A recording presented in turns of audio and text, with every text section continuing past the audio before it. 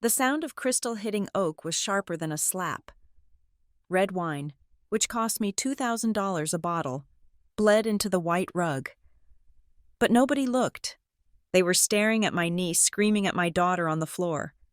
"Grandma said you are not real, you are just adopted." My sister smirked.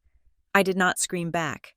I just opened my banking app and canceled every card that kept a roof over their heads. My name is Mabel Alderney. At 34 years old, I was the chief financial officer of Viridian Dynamics, a technology conglomerate that had just posted a quarterly profit of $300 million. I commanded a department of 200 people.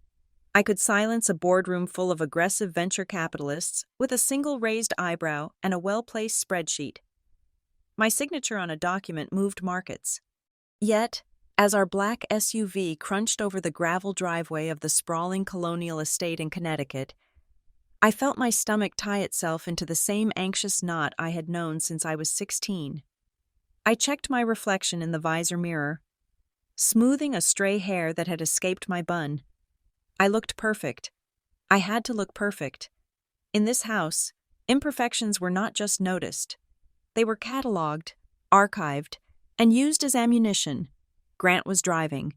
My husband was a fortress of a man. A calm and architectural presence in the chaotic weather system that was my life. He was an architect by trade, a man who understood structure and load-bearing walls. And he had told me years ago that the foundation of my relationship with my family was built on sand. He did not trust them. He tolerated them for my sake. But his grip on the steering wheel was tighter than necessary as we approached the house. He wore a crisp button-down shirt that cost $200, chosen specifically because my mother had once made a snide comment about him looking too blue-collar. Grant never forgot. He glanced at me, his eyes soft with a worry he tried to mask. "You do not have to do this, Mabel," he said, his voice low.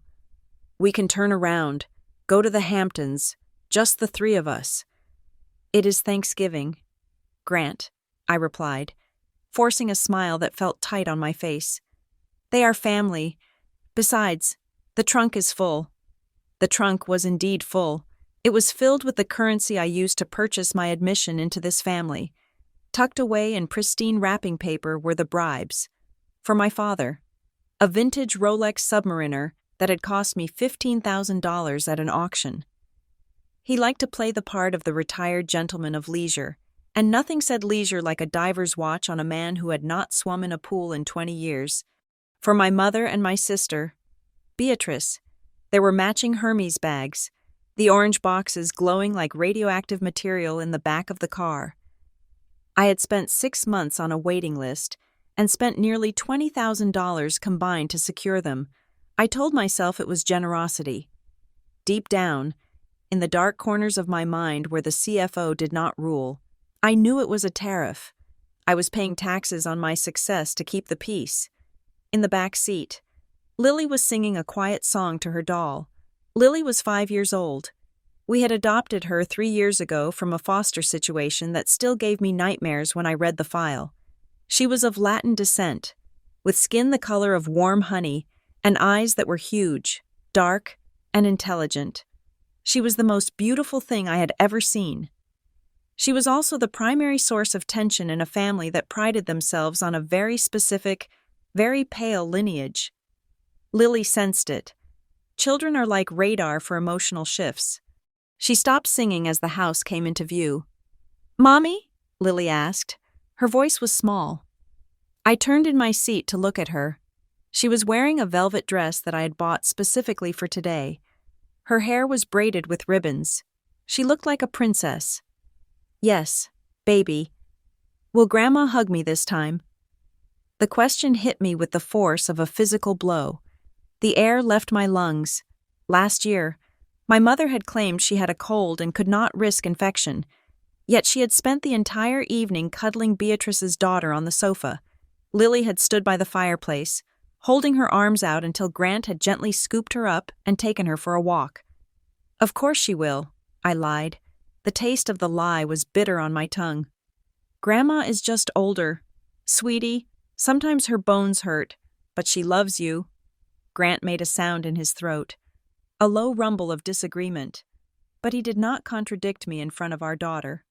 He just shifted gears, slowing the car as we pulled up to the main entrance. The house was magnificent. It was a 4,000-square-foot masterpiece of colonial revival architecture.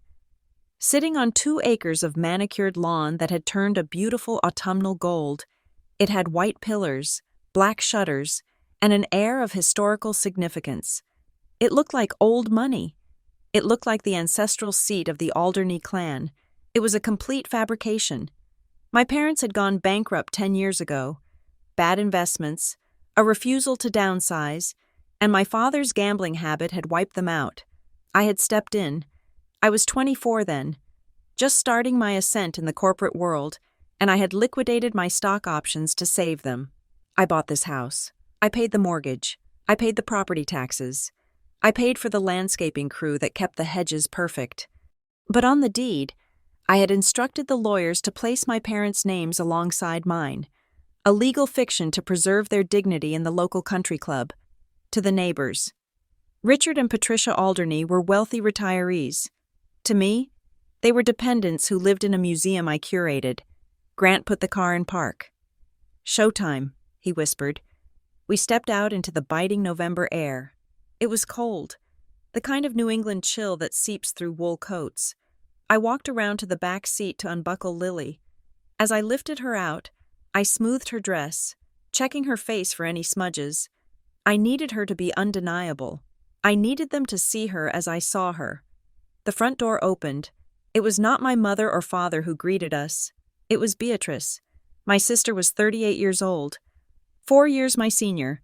She was beautiful in a sharp, angular way, like a diamond that had been cut incorrectly.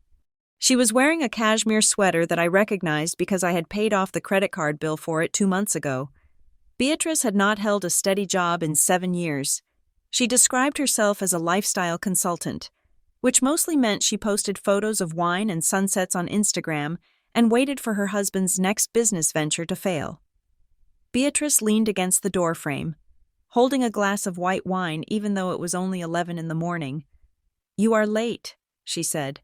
No hello, no hug, just an accusation. "Traffic on the I-95 was terrible," I said, forcing my voice to remain light. "Happy Thanksgiving."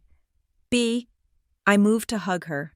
She offered me a cheek, stiff and cold, pulling away quickly as if my ambition was contagious. Then her eyes flickered down to Lily. Lily was clutching my hand, hiding slightly behind my leg. "Hi, Auntie B," Lily whispered. Beatrice looked at my daughter. She did not smile. She did not bend down. She looked at Lily the way one looks at a piece of furniture that has been delivered in the wrong color. It was a look of mild distaste and utter disinterest. "Mark is in the den," Beatrice said to me, ignoring Lily completely. "He wants to talk to Grant about some zoning issue for a restaurant he is thinking of opening." Grant stiffened beside me. "Hello to you too. Beatrice," he said, his voice flat. "Where are Mom and Dad?" I asked, squeezing Lily's hand to reassure her. "Dad is checking the stocks. Mom is in the kitchen. She is stressing out. You should probably go in there." Beatrice turned on her heel and walked back inside, leaving the door open. She had not offered to help with the bags. She had not acknowledged my husband, and she had treated my daughter like air. I took a deep breath. "It is okay," I whispered to Lily. "Let's go find Grandma." We walked into the foyer. It smelled of cinnamon and expensive potpourri. The house was perfectly staged. My money had bought the Persian rugs. My money had bought the antique grandfather clock that ticked loudly in the hallway. I felt a surge of possessiveness and resentment, but I pushed it down. I was the CFO. I managed assets. This was just another asset I was managing. We found my mother, Patricia, in the kitchen. The kitchen was a chef's dream, with Viking appliances and marble countertops. Steam was rising from a pot on the stove. My mother was standing by the island, aggressively chopping carrots. She was a small woman, impeccably groomed, with hair that was dyed a shade of blonde that did not exist in nature. She wore pearls while she cooked. Mom, I said. She did not turn around immediately. She finished chopping a carrot with a sharp crack of the knife against the board. Then she wiped her hands on a towel and turned. Her face was a mask of martyred exhaustion. Finally, she sighed. I thought you would never get here. Hi, Mom. Happy Thanksgiving, I said, stepping forward. She let me kiss the air beside her ear. Then she looked at Grant. Hello, Grant. Please do not put your keys on the marble. It scratches. Grant, who was holding his keys in his pocket, just nodded. Good to see you. Patricia. Then there was the moment I always dreaded. The moment she had to acknowledge Lily. Lily stepped forward, brave and hopeful. She held out a small paper turkey she had made in kindergarten. It had wobbly eyes and feathers made of construction paper. Grandma, I made this for you, Lily said. My mother looked down at the child. She looked at the paper turkey. She did not take it. Oh, that is nice, she said vaguely, her eyes already darting back to the stove. Put it on the counter, somewhere out of the way. I have 3 sauces going at once. Lily's hand lowered slowly. She placed the turkey on the far edge of the counter, near the toaster. It looked lonely there. Where is Rosa? I asked, referring to the housekeeper I paid for. I thought she was helping you today. Rosa called in sick, my mother snapped. She threw the towel down on the counter. Can you believe the selfishness on Thanksgiving? I bet she is not even sick. People just do not want to work anymore. I bit my tongue. Rosa was 60 years old and had never missed a day in 5 years. If she called in sick, she was probably in the hospital. So, I am all alone here, my mother continued, fixing me with a look that demanded compliance. Beatrice cannot help. She just got a manicure, and she cannot ruin her nails. And your father is busy. I need you to take over the turkey and the stuffing. The timer is going to go off in 10 minutes for the basting. I stared at her. I had just driven 4 hours.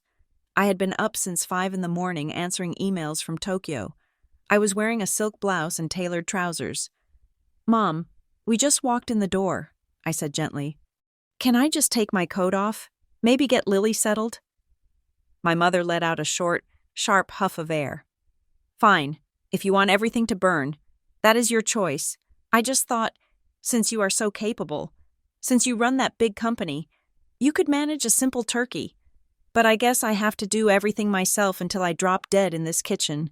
She turned back to the carrots, her shoulders hunched in a pose of exaggerated victimhood. It was a trap. It was always a trap. If I refused, I was the ungrateful daughter who let her elderly mother slave away. If I agreed, I was the servant. I looked at Grant. He was looking at Lily, who was standing by the refrigerator, looking small and lost. I will help you, Mabel, Grant said. Why don't you take Lily to the living room? No, my mother said sharply without turning around. Grant, Mark is waiting for you. Men talk business. Women handle the kitchen. That is how we do things in this house. I felt the familiar weight settling on my shoulders. The weight of expectations. The weight of the checkbook I carried in my purse. The weight of the apology I always had to offer for existing. It is fine, Grant, I said, taking off my coat. Go talk to Mark. I will help Mom. I walked over to the sink and began to wash my hands. The water was scalding hot. I scrubbed my skin until it turned red. I looked out the window at the vast estate I owned but did not possess. I could see Beatrice walking in the garden with her daughter. Brianna. Brianna was 7, a miniature version of her mother, dressed in designer clothes I had likely funded. Beatrice was laughing, pointing at something. She looked relaxed. She looked like the owner of the house. Inside, I picked up the potato peeler. My mother did not say thank you. She just slid a bowl of raw potatoes toward me. Make sure you get all the eyes out, she said. You know your father hates lumps. I know, Mom, I said. And try not to make a mess, she added. I just had the floor waxed. I peeled the first potato. The skin curled away in a long brown ribbon. I focused on the repetitive motion. I focused on the rhythm. 1, 2, 3. Every peel was a payment. Every minute I stood here was a transaction. I was buying their tolerance. I was buying a seat at the table for my daughter. But as I looked over my shoulder at Lily, who had retreated to a corner of the kitchen and was playing silently with her doll on the cold tile floor, I began to wonder if the price was becoming too high. She was 5 years old, and she had already learned that in this house, she was invisible unless she was in the way. "Mom," I said, keeping my voice casual, "did you see the bag I brought in for you? It is in the hall." "I saw the orange box," she said, not looking up. "Is it the Birkin?" "It is the Kelly," I said, "in the Atupe leather you wanted." "Oh," she said. A pause. "Well, I hope you kept the receipt. I think the gold hardware washes me out. Silver might have been better." She did not say thank you. I peeled another potato.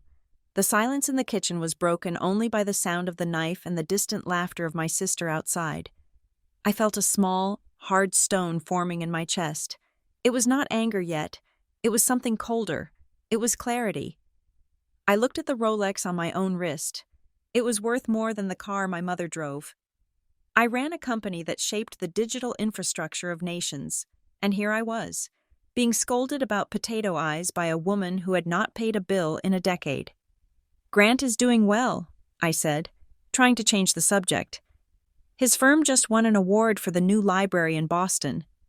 "That is nice," my mother said dismissively. "But architecture is so unstable. Isn't it feast or famine? It is a good thing you make the real money.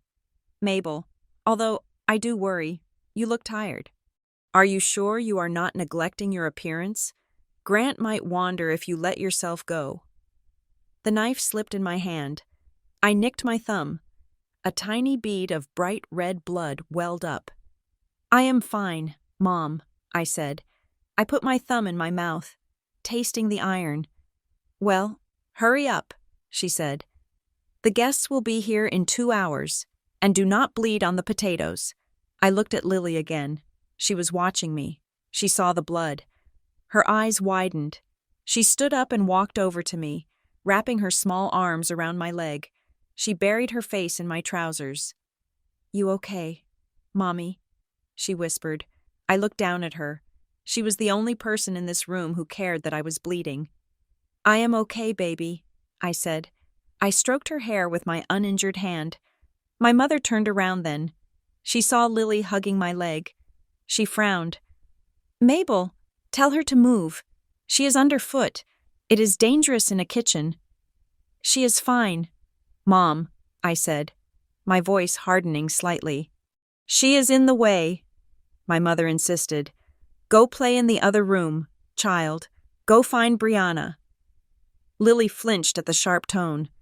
She let go of my leg and took a step back. "Go on, Lily," I said softly. "Go find Daddy." Lily nodded and ran out of the kitchen. I watched her go. I felt a crack in the foundation Grant had warned me about. It was a hairline fracture, barely visible, but I heard it. I turned back to the potatoes. I picked up the peeler. I resumed the work, but the water in the sink seemed a little colder, and the light in the kitchen seemed a little harsher. The veneer of the holiday, the golden glow of the family reunion I had paid so much to orchestrate, was already starting to peel away, just like the skin of the potato in my hand. Underneath, it was raw and hard and waiting to rot. The heat in the kitchen was becoming oppressive. It was not just the thermal output of the double ovens roasting a 20-pound bird, but the suffocating weight of expectation that seemed to radiate from the walls themselves. I had been standing on the marble floor for 3 hours, orchestrating a meal that would feed 12 people, while the sounds of the Macy's Thanksgiving Day Parade drifted in from the living room television. Through the open archway, I could see the back of my father's head. He was settled deep into his leather recliner, a glass of amber liquid balanced on the armrest. My mother was next to him, flipping through a travel brochure for the Amalfi Coast. Beatrice was on the sofa, scrolling through her phone, while her husband, Mark, laughed loudly at something on the screen. They were discussing the trip to Italy. I knew this because I could hear my mother complaining about the flight duration. "I just hope the business class seats lay fully flat," she said, her voice carrying over the sound of the marching bands on TV. Last time we went to Paris, the incline was terrible for my sciatica. I basted the turkey, the hot juices sizzling in the pan. I had paid $45,000 for that upcoming Italian vacation. It was their Christmas present, booked early to secure the best suites in Positano. I had arranged for private drivers, boat tours, and reservations at Michelin-starred restaurants. Yet, hearing them talk about it, one would think they were discussing a burden I had placed upon them, rather than a luxury experience most people only dreamed of. They did not mention my name. They did not wonder if I could afford the time off to join them. I was simply the unseen engine that made the machinery of their leisure turn.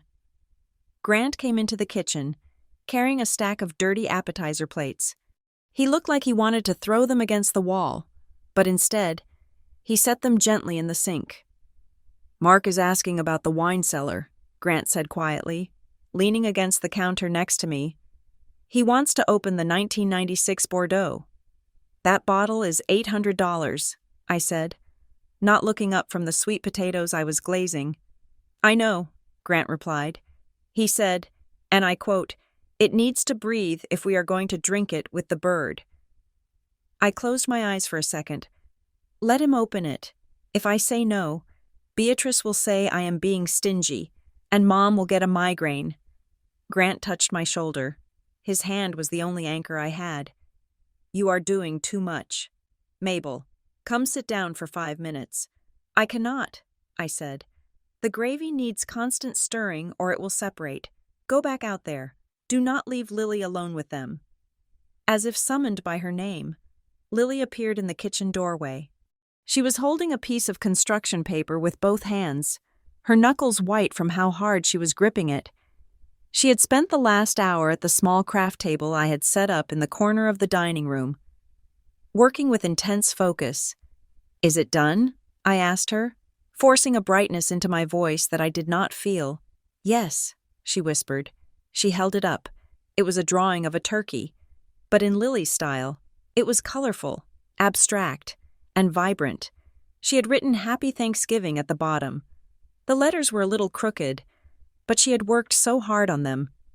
"It is beautiful, baby," I said. "Go show Grandpa. He loves art." I wanted to believe that. My father, Richard, fancied himself a connoisseur.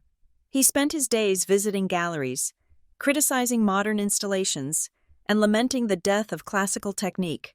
I hoped, foolishly, that he would see the heart in his granddaughter's gesture. Lily walked into the living room. I moved to the doorway, wiping my hands on my apron, watching her. She approached my father's chair with the hesitation of someone approaching a sleeping bear. "Grandpa," she said. He did not turn. His eyes were fixed on the parade. "Not now. Lilith, the Rockettes are coming on." "Her name is Lily," Grant said from the sofa, his voice tight. My father waved a dismissive hand. "Lily, Lilith, same thing. What do you want?" Lily held out the paper. "I drew you a turkey." My father sighed. A long, exaggerated exhalation of air that signaled immense inconvenience. He tore his eyes away from the screen and looked at the paper. He took it from her hand, not with reverence, but with the casual indifference of someone accepting a flyer on the street. "Very nice," he grunted. He placed the drawing on the side table next to his chair. "Daddy," Beatrice called out from the sofa, "look at that float. It is huge." My father turned back to the TV. In his distraction, he reached for his glass of scotch and water. He did not look where he was putting it. He set the heavy, sweating crystal glass directly onto the center of Lily's drawing. I gasped. The condensation from the glass immediately began to soak into the construction paper. A dark, wet ring spread outward, bleeding the markers, turning the vibrant colors into a muddy brown smear. The turkey's face dissolved. Lily stood there, frozen. Her hands were still slightly raised, as if she could catch the drawing, but it was too late. She looked at the glass, then at her grandfather, who was oblivious. Her lower lip began to tremble. Grant started to rise, his face flushing red, but I caught his eye and shook my head slightly. "Not yet. I signaled, "Not now. If we made a scene, we ruined the day. That was the rule. The Alderneys did not make scenes. They only caused them." Lily turned and ran back to me, burying her face in my apron. I stroked her hair, feeling the hot tears soaking through the fabric. "It is okay," I whispered. "We can make another one, a better one." "He ruined it," she sobbed softly. "He did not mean to." I lied. "He is just old and clumsy." Beatrice stood up and walked over to us, holding her empty wineglass. She looked down at Lily with a mixture of pity and annoyance. "Oh, for heaven's sake," Beatrice said. "It is just a piece of paper. Stop coddling her." "Mabel, you are making her soft. Brianna never cries over things like that. Did I tell you Brianna got straight A's on her report card? Her teacher says she is reading at a 5th grade level, and she is only 7. She took a sip of her wine, her eyes gleaming. "How is Lily doing with her speech therapy? Is she still struggling to form full sentences?" I read an article that said early developmental delays are often linked to genetic factors, from the biological parents.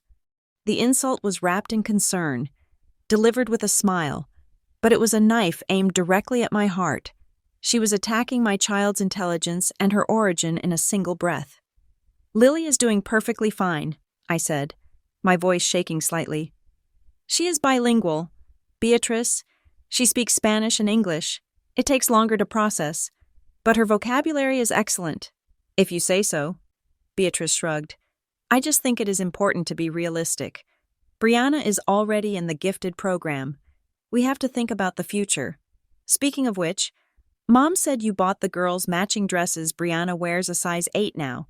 I hope you did not buy something cheap that will shrink." My mother walked in then, sensing the tension. "What is going on? Why is the child crying, Mabel? Did you burn the gravy?" "Beatrice is comparing Brianna to Lily again," I said, unable to stop myself. "And Dad just used Lily's drawing as a coaster." My mother rolled her eyes. "Oh, Mabel, stop being so dramatic. Your father did not see it. And Beatrice is just proud of her daughter. She is stating facts. You are so sensitive. You always have been. You take everything as a personal attack.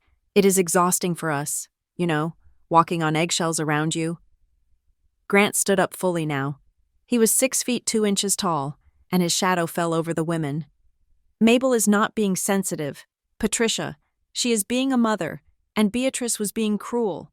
"Grant," I said sharply. "Stop, please."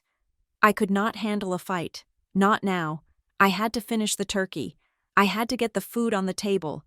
If we fought, dinner would be ruined, and somehow it would be my fault. I would be the one who destroyed Thanksgiving. "Fine," Grant said, his jaw working. "I will be in the garage." He walked out, the heavy door slamming behind him. My mother tutted. "Such a temper. I do not know how you live with it." 20 minutes later, we were seated at the dining room table. The table was set with the sterling silver cutlery I had bought them for their 30th anniversary. The crystal goblets sparkled in the candlelight. The food looked perfect. The turkey was golden brown. The stuffing was savory. And the cranberry sauce was the exact shade of garnet my mother preferred. But there was a problem. There were 8 adults, my parents, Beatrice and Mark, Grant and me, and 2 neighbors my parents had invited without telling me, the Hendersons. A wealthy couple they were trying to impress. That made 8. There were 8 chairs. "Oh dear," my mother said, looking at the table. "I miscounted. I forgot about the little one." She looked at Lily, who was standing by my side, holding her plate. "Well, there is no room for another chair," my mother said, gesturing to the tight squeeze between the sideboard and the table. "The room is too small. Mabel, why don't you have Lily eat in the kitchen? She can watch the iPad." "She is 5 years old," I said, my voice low. "She is not eating alone in the kitchen on Thanksgiving." "I will eat in the kitchen," Grant said, returning from the garage, his face still grim. "Don't be ridiculous, Grant," my father boomed from the head of the table. "We are not savages. Here, bring a stool from the breakfast bar. The girl can squeeze in between Mabel and the wall." She is small. She won't take up much space. So that is what we did. We fetched a backless wooden stool.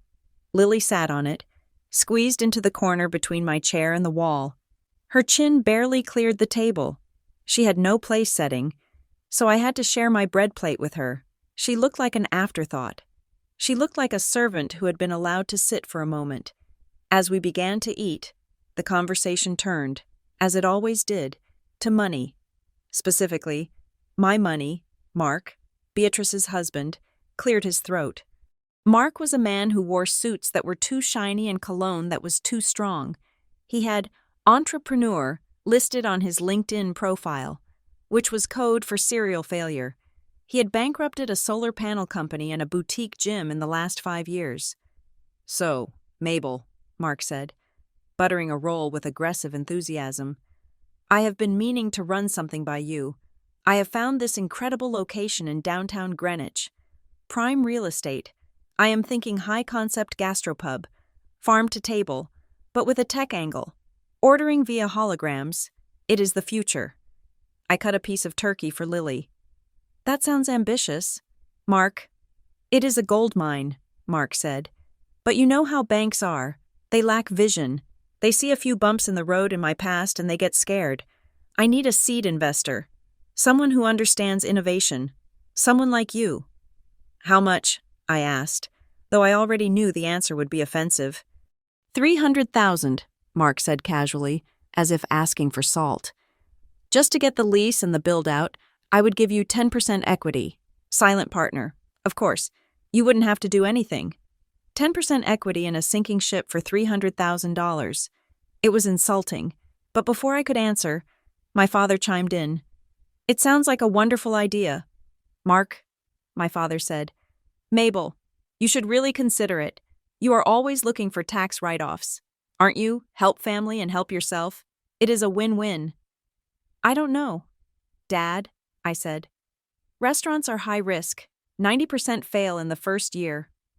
Oh, stop being such a bean counter, Beatrice snapped. She was cutting her turkey with precise, violent strokes. You have plenty of money. We see the bonuses you get. We see the stock options. Why are you so greedy? Mark is trying to build a legacy for our family, for Brianna. You should be supporting him, not tearing him down with your statistics. It is not greed, Beatrice, I said, trying to keep my voice steady. It is prudence, and I have supported you. I paid for your car. I paid for your credit cards last month. That was a gift, Beatrice cried, her face flushing. You cannot hold gifts over people's heads. That is tacky. Mabel, really tacky. Let's not argue about money at the table, my mother said, waving her hand. Mabel, just look at the business plan later. Write him the check. It is Christmas soon. Call it an early gift. They all looked at me, expectant, hungry, not for the food I had cooked, but for the resources I provided. I was not a daughter or a sister or a wife to them. I was an ATM with a pulse. I was a resource to be mined until I was empty. Beside me, Lily was struggling. The stool was unstable, and she was trying to cut a green bean with the oversized fork I had given her. She had no elbow room because she was jammed against the wall. Her elbow bumped the water glass. My water glass. It happened in slow motion. The heavy crystal goblet tipped. Ice water flooded across the tablecloth. It soaked into the white linen. It splashed onto Beatrice's lap. Ah! Beatrice shrieked, jumping up. My dress. This is silk. It is ruined. The table fell silent. All eyes turned to Lily. Lily shrank back against the wall, her eyes wide with terror. She dropped the fork. It clattered loudly onto the china plate, the sound ringing out like a gunshot in the silence. I am sorry, Lily stammered. I'm sorry. Beatrice dabbed frantically at her dress with a napkin. Her face was twisted into a mask of pure venom. She looked at Lily, then at me. God, Beatrice muttered, loud enough for everyone to hear. You can dress them up, but you cannot change nature. That is what happens when you take in strays. Not the same blood. Can't teach them manners. The room went dead still. The Hendersons looked down at their plates. My father took a sip of wine. My mother sighed and signaled for a waiter who did not exist. "Well," my mother said, "accidents happen.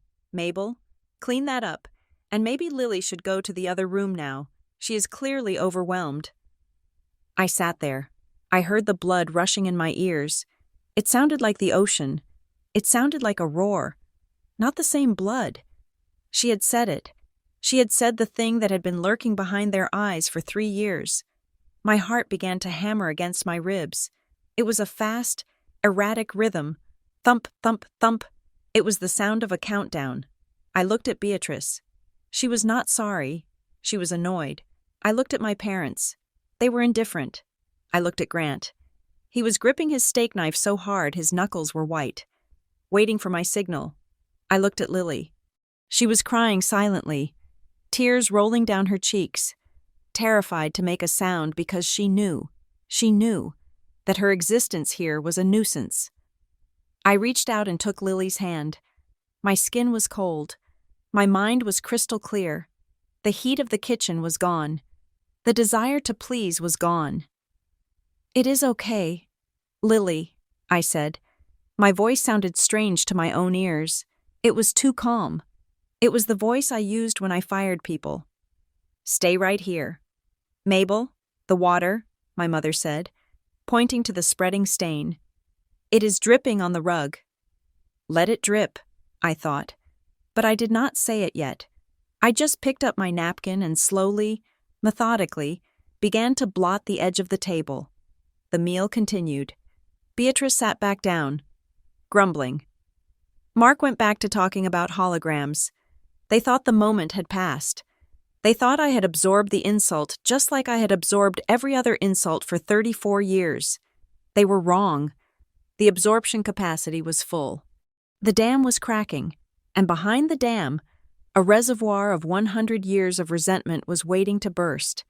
The dinner plates had been cleared, not by the staff I paid for, but by the caterers, who had arrived late to handle the cleanup, another expense I had silently absorbed during dessert.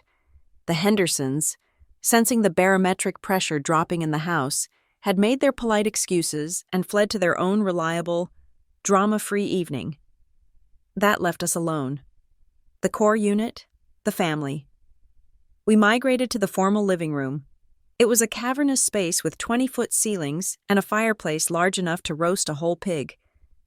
I had stocked the fire with birch logs that cost $12 a bundle because my mother liked the way the white bark looked before it charred. The room was warm, smelling of pine needles from the 12-foot Douglas fir in the corner, and the lingering scent of the cognac my father was now swirling in a snifter. This was the ritual of the offering. Every year, after the turkey, we opened gifts. It was technically Thanksgiving, not Christmas, but the Alderney tradition, or rather, the tradition born of their bankruptcy and my solvency dictated that the big gifts were exchanged now. It was a way for them to secure their loot before the unpredictable nature of December set in. I took my seat on the ottoman, the lowest point of elevation in the room. Grant stood by the mantel, his arms crossed, watching the scene like a bodyguard waiting for an assassination attempt. Lily sat on the Persian rug near my feet. She was clutching a doll I had found for her at a vintage market. It was not expensive, perhaps $40, but it was soft and had yarn hair that Lily liked to braid. It was her comfort object. She needed it. The air in the room was thick enough to choke on. "Well," my mother said, settling into the wingback chair. She smoothed her skirt. "Let us see what Santa brought early." I handed out the boxes. I watched their faces. This was the moment I always told myself would make the work worth it. I wanted to see gratitude. I wanted to see a spark of genuine affection. My father opened the Rolex box. He stared at the green dial of the Submariner. It was a watch that divers use to survive the crushing pressure of the deep ocean. My father would use it to time how long it took for his scotch to arrive. "Ah," he said. He turned it over. "It is the steel version. I thought the two-tone gold and steel was more in vogue this year." "The steel is classic." "Dad," I said, my voice steady. "It holds its value better." "I suppose," he grumbled, slipping it onto his wrist without a thank you. It feels a bit light. Beatrice and my mother opened their orange Hermes boxes simultaneously. The tissue paper rustled the sound of pure currency. They pulled out the bags. "Oh," Beatrice said. She held up the bag. It was a masterpiece of craftsmanship. "It is the 35-centimeter size. I thought the 30 was trendier. The 35 looks a bit luggagey. Don't you think, Mom?" "It is a bit large," my mother agreed, inspecting the stitching as if she were a quality control expert and not a woman who hadn't bought her own handbag since the late 90s. "But the color is decent. A taupe goes with most things, though I do worry it will show the dirt." I sat there, my hands folded in my lap. $35,000 of merchandise had just been unboxed in under 3 minutes, and the reaction was the same as if I had handed them a pair of socks from a discount bin. "Thank you, Mabel," Grant said loudly from the fireplace. He was staring at my father. "Those are incredibly generous gifts." Yes, thank you, Mabel," my mother said dismissively, already reaching for the remote control to turn up the volume on the jazz playlist. "Now, where are Brianna's things? The child has been waiting all day." Brianna was sitting in the center of the room, surrounded by a mountain of gifts I had purchased, but which Beatrice had wrapped and signed her own name to. There were electronic tablets, designer clothes, and a plastic dream house that was larger than my first apartment in Brooklyn. Brianna tore through the paper with a frenzy that was disturbing to watch. She did not look at the gifts. She just wanted to clear the wrapping to get to the next one. She was 7 years old, but she had the eyes of a shark. Lily watched her. Lily had received a coloring book and a sweater from Grandma and Grandpa, gifts I had bought, wrapped, and labeled for them because they could not be bothered to shop for the child they called a stray. Lily stood up. She was holding her soft doll by the arm. She took a step toward the center of the rug where Brianna was sitting amidst the carnage of consumerism. Lily wanted to play. She was 5. She did not understand the complex socioeconomic warfare happening above her head. She just saw another little girl and wanted to connect. "Brianna," Lily said softly. Brianna looked up. She was holding a new, high-tech doll that could talk and blink. It was hard plastic and battery-operated. "What?" Brianna snapped. "Do you want to play Tea Party?" Lily asked. She held out her yarn-haired doll. "Ms. Buttons can be the guest." Brianna looked at the soft doll. She sneered. It was a carbon copy of the expression Beatrice wore when she looked at my husband. "That is an ugly doll," Brianna said. Her voice was loud, cutting through the jazz music. "It is dirty. It looks like it came from the garbage." "It is not garbage," Lily said, her voice trembling. "Mommy gave it to me." "Your mommy buys garbage because you are garbage," Brianna said. The room went quiet, but not silent. The adults were still half distracted. Beatrice was texting. My father was admiring his watch. My mother was pouring tea. "Brianna, be nice," Beatrice said absently, not looking up from her phone. Brianna, emboldened by the lack of real correction, stood up. She towered over Lily. "Give it to me." "No," Lily said, stepping back. "I said give it." Brianna lunged.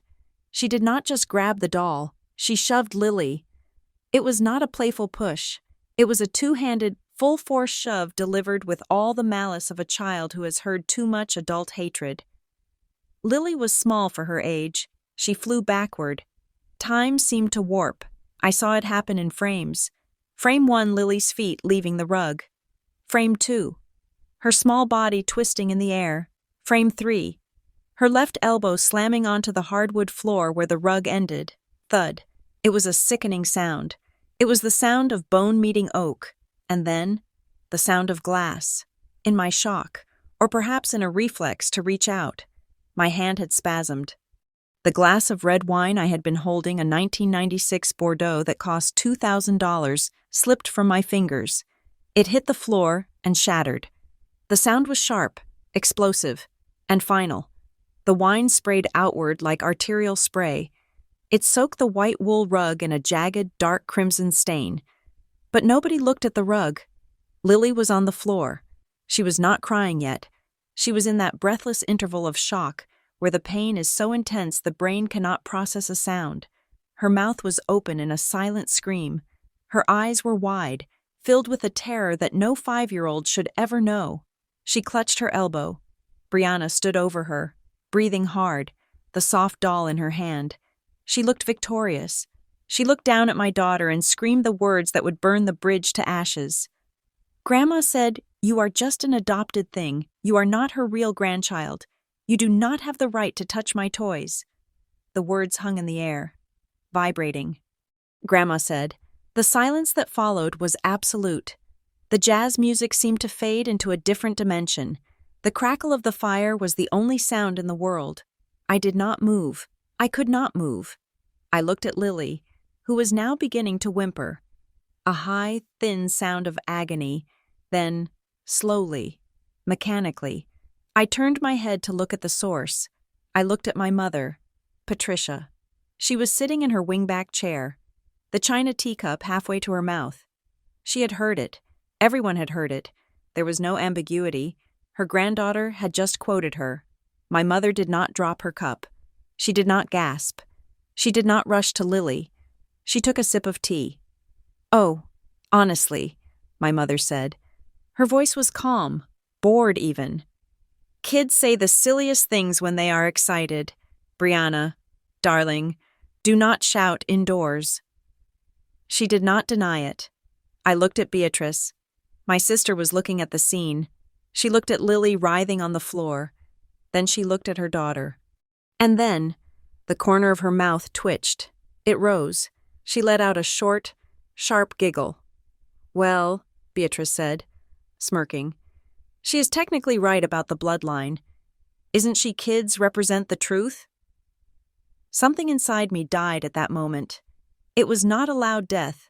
It was the quiet extinguishing of a flame that I had been cupping my hands around for 34 years. The hope that if I was good enough, successful enough, rich enough, they would love me. The hope that they would love the things I loved. The cord snapped. It was a physical sensation, a sharp ping in the center of my chest. The panic vanished. The hurt vanished. The desire to please evaporated like steam. What remained was ice, pure, geological, ancient ice. I stood up. My movements were fluid and precise. I walked over to Lily. I knelt down, ignoring the wine that soaked into the knees of my silk trousers. "Grant," I said. My voice was not loud, but it cut through the room like a laser. "I am here," Grant said. He was already beside me. "Check her arm," I said. Grant's large, gentle hands moved over Lily's elbow. Lily screamed when he touched it. "It might be a fracture," Grant said. His voice was trembling with a rage I had never heard from him before. "We need an emergency room." "Pick her up," I commanded. "Do not let her touch anything in this house." Grant scooped Lily up into his arms. She buried her face in his neck, sobbing. I stood up. I smoothed my blouse. I felt taller. I felt enormous. "Mabel, do not make a scene," my father said from his chair. He had not moved. "The child is fine. She is just being dramatic to get attention. Sit down and finish your wine. Oh, wait, you dropped it. Clumsy." I turned to face them. I looked at the tableau of my life, the parents I had supported, the sister I had bailed out, the niece I had tried to love. I reached into my pocket and pulled out my phone. I unlocked it. My thumb hovered over the banking app icon. "Grant," I said, keeping my eyes locked on my mother. "Get the car. Start the engine." "Mabel, where are you going?" my mother asked, setting her cup down with a clatter. "We haven't had pie. You made the pumpkin pie. You cannot leave." "I am not leaving," I said. "I am evacuating." I tapped the screen, accessing Family Trust Management. "What are you doing on your phone?" Beatrice asked, her smirk fading slightly. "Why are you looking at us like that?" I tapped again. "Select all accounts. Status active. Mabel." My mother's voice rose an octave. "You are scaring the children. Stop acting like a lunatic." I looked at Brianna, who was still clutching the doll. looking confused by the sudden shift in atmospheric pressure. Then I looked at Beatrice. "You think this is a scene?" I asked softly. "You think this is drama?" I pressed the button on the screen. Suspend all linked cards, terminate recurring transfers, freezing assets. A small loading circle spun for a second. Then, a green checkmark appeared. Action completed. The notifications would start hitting their phones in about 5 minutes. "Mabel," my father barked. "Sit down." I turned my back on them. I walked to the door where Grant was waiting with Lily. I grabbed my coat. I did not put it on. I just held it. I paused at the threshold of the living room. I turned back one last time. The fire was crackling. The tree was twinkling. They sat there in the warmth I had paid for, wearing the clothes I had bought, digesting the food I had cooked. "Enjoy that tea, Mother," I said. My voice was devoid of any emotion. It was dead flat. "Savor it, because that cup of tea is the last thing I will ever buy for you. Any of you." "You are drunk?" Beatrice scoffed. "You will be back tomorrow to apologize." I looked at her. I did not blink. "No," I said. "I won't." I walked out of the house. The cold November air hit my face, but I did not feel it.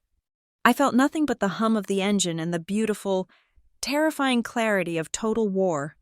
The interstate stretched out before me like a black ribbon cutting through the darkness of Connecticut. I was doing 80 miles per hour. The engine of our SUV hummed with a low, predatory vibration that vibrated through the steering wheel and into my palms. It was a steadying sensation. Inside the cabin, the only sounds were the rhythmic thrum of tires on asphalt and the soft, congested breathing of my daughter in the back seat. We had stopped at an urgent care clinic 5 miles from my parents' driveway. The doctor had confirmed a hairline fracture in the radial bone. Lily now had a purple fiberglass cast on her left arm and a mild sedative in her system. She was asleep in Grant's arms. My husband sat in the back with her, his body curled protectively around her small frame, staring out the window at the passing trees. He had not spoken a word since we left the clinic, but the air around him was charged with a silent, furious electricity. I kept my eyes on the road. The tears I expected to come did not arrive. I waited for the grief, the guilt, the crushing sense of filial failure that usually accompanied any disagreement with my mother. It was not there. Instead, I felt a strange, cold clarity. It was the same sensation I felt during a hostile takeover or a corporate restructuring. The emotional centers of my brain had shut down, rerouting all power to the strategic processing unit. My phone, mounted on the dashboard, lit up. It buzzed against the hard plastic, a jarring sound in the quiet car. The name on the screen was Mom. I glanced at the preview of the text message. "You are overreacting. Mabel, you are ruining Thanksgiving. Turn around right now and apologize to your sister. Beatrice is crying. Dad's blood pressure is up. Do not be selfish. Selfish." The word hung there, glowing in white pixels. I reached out and tapped the screen, but I did not reply. I swiped the notification away. "Is that them?" Grant asked from the back seat. His voice was rough, like gravel. "Yes," I said. "Don't answer." "I have no intention of answering," I replied. "I am working. I am initiating a liquidation strategy," I said. I pressed the voice command button on the steering wheel. "Call Elena." "Mabel," Grant said, shifting in his seat. "It is Thanksgiving night. Elena is with her family." "Elena is my executive assistant because I pay her $150,000 a year to be available when I have a crisis," I said. "This is a crisis." The line rang twice. "Mabel." Elena's voice was surprised but alert. She was a professional. "Is everything okay?" "I need you to open the secure laptop." "Elena, I apologize for the interruption, but this is time-sensitive." "I am opening it now," she said. I heard the sound of a chair scraping and the click of keys. "Go ahead." "I need a full forensic audit of my personal expenditures related to the Alderney Family Trust. Starting from 5 years ago, I want every receipt, every transfer, every tuition payment for Brianna, every car lease payment. I want it in a spreadsheet by Monday morning. Understood, Elena said. She did not ask why. What else? Access the credit card portal for the Platinum and Black American Express accounts, the ones ending in 4590 and 8812. The authorized user cards for Patricia and Beatrice Alderney, Elena asked. Yes, mark them as lost or stolen. No, wait, that implies a chance of recovery. Just close them. Cancel the accounts entirely. I want the chips deactivated immediately. If they try to swipe them for gas at the next exit, I want the machine to decline. Consider it done, Elena said. Mabel, the balance on Beatrice's card is currently $12,000 for this billing cycle alone. Do you want me to pay it off before closing to avoid interest? Pay it, I said. I want a clean break. I do not want them owing the bank.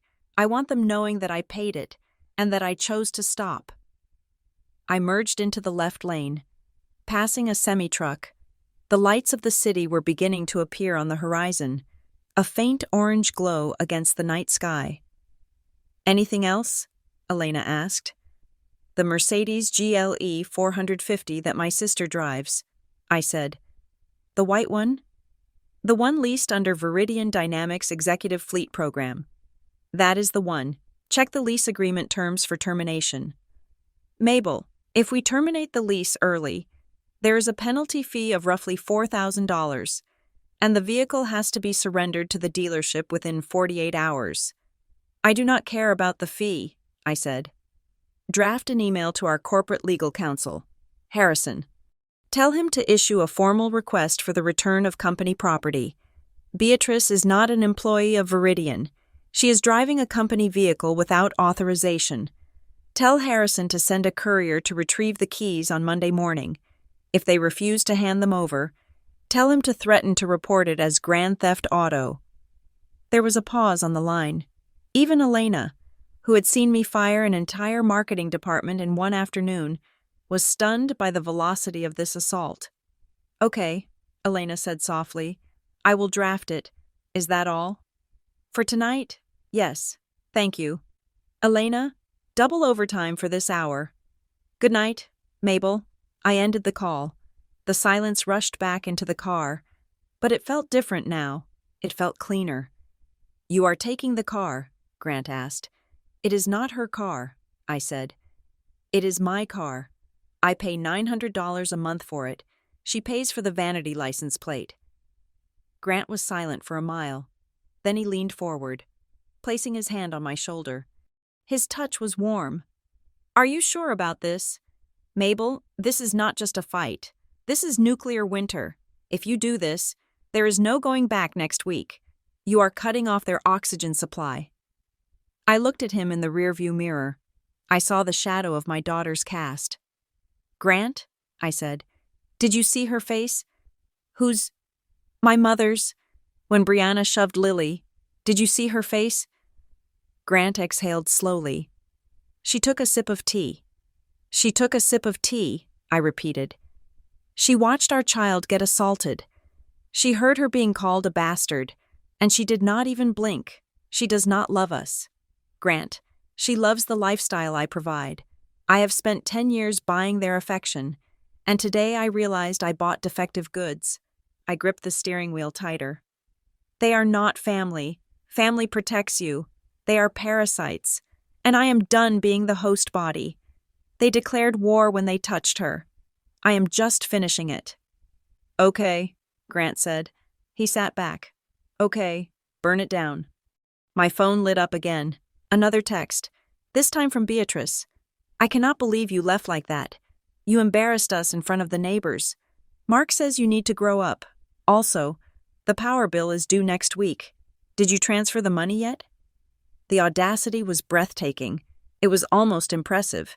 She had just assaulted my child by proxy, and she was asking for utility payments. Hand me your phone, Grant, I said. He passed his phone to the front seat. I pulled over to the shoulder of the highway, engaging the hazard lights. The rhythmic clicking filled the cabin. I needed to do this while stationary. I needed to be precise. I opened my phone first. I went to the contact list. Mom, block caller. Dad, block caller. Beatrice, block caller. Mark, block caller. Home landline, block caller. I picked up Grant's phone. I did the same. I severed every digital artery that connected us to the estate in Connecticut. There, I said, handing his phone back. They cannot call. They cannot text. If they want to speak to us, they can speak to our lawyers. I merged back onto the highway. We crossed the bridge into Manhattan an hour later. The city rose up before us, a canyon of steel and glass and indifferent light. I loved New York. It was honest. It did not pretend to love you. It demanded competence, and it rewarded strength. We pulled into the underground garage of our building in Tribeca. The valet, a young man named Diego, rushed over to open the door. "Welcome back, Mrs. Alderney," he said. "Happy Thanksgiving." "Thank you, Diego," I said. Grant carried Lily, who was still sleeping, her cast stark white against his dark coat. We took the private elevator up to the penthouse. The doors slid open directly into our foyer. The apartment was silent. It smelled of sage and polished wood. The floor-to-ceiling windows looked out over the Hudson River. It was vast, modern, and cool. For years, my mother had called this place sterile. She said it lacked warmth. Tonight, as I walked in, I did not feel the sterility. I felt safety. I felt the thick, impenetrable walls of a fortress. Grant took Lily straight to her bedroom to tuck her in. I walked into the kitchen. I poured myself a glass of water from the tap. I stood by the window. Looking down at the city, I waited for the crash. I waited for the sobbing fit. I waited for the crushing realization that I was now an orphan by choice. But it did not come. Instead, I felt lighter. I felt as if I had been carrying a backpack filled with lead bricks for 3 decades, and I had finally just unclipped the straps and let it drop by the side of the road. I stretched my neck. The tension headache that had been throbbing behind my eyes since we crossed the Connecticut state line was gone. I walked into my home office. I sat down at my desk, a slab of black marble that cost more than my father's first car. I opened my laptop. I did not go to social media. I did not look at photos. I opened a blank document. I began to type. Notice of termination of financial assistance. To Richard Alderney, Patricia Alderney, Beatrice Alderney, from Mabel Alderney, date November 24th, immediate cessation of funding. This letter serves as formal notification that as of 9:00 p.m. Eastern Standard Time today, all financial support provided by the undersigned is hereby terminated. This includes, but is not limited to 1. Mortgage payments for the property at 450 Oak Lane. 2. Utility bills, insurance premiums, and property taxes. 3. Credit card allowances. 4. Vehicle lease payments. 5. Club memberships and recreational fees. Furthermore, I am initiating a demand for the repayment of personal loans totaling. I paused. I needed the exact number. I opened the spreadsheet Elena had updated last month. I scrolled to the bottom. $412,000. I typed the number. Totaling $412,000, which were provided to Mark and Beatrice Wilson over the course of the last 3 years under the verbal agreement of business investment loans. Formal demand letters for these amounts will follow via certified mail. I read it over. It was cold. It was brutal. It was perfect. Grant appeared in the doorway. He had taken off his coat and loosened his tie. He looked exhausted, but his eyes were clear. "She is sleeping," he said. She woke up for a second and asked for water. She asked if the bad girl was gone. My fingers hovered over the keyboard. "What did you tell her?" I asked. "I told her yes," Grant said. "I told her the bad girl is gone, and she is never coming back." I looked at the document on my screen. I hit save. "You are right," I said. "She is never coming back." I closed the laptop. The screen went black, reflecting my own face. I did not look like the scared girl who peeled potatoes in her mother's kitchen anymore. I looked like the person who signed the checks. And for the first time in my life, I realized that the person who signs the checks is the one who makes the rules. "Grant," I said, standing up. "Are you hungry?" "We never actually ate dinner." Grant smiled, a real smile this time. "I could eat. There is a bodega around the corner that makes those turkey sandwiches you like."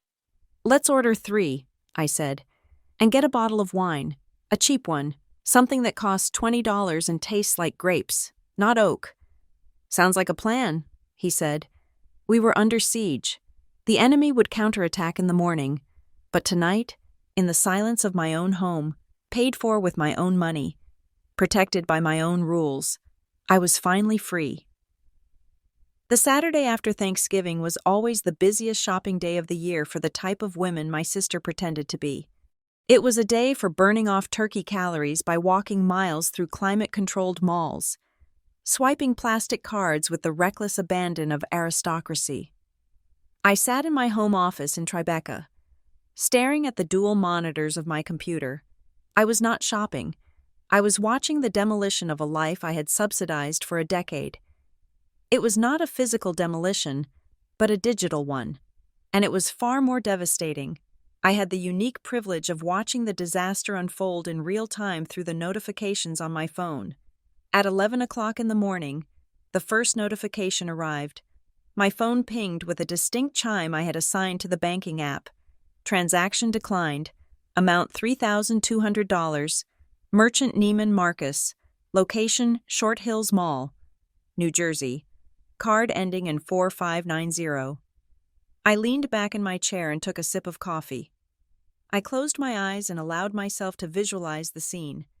I knew exactly where Beatrice was. I knew who she was with.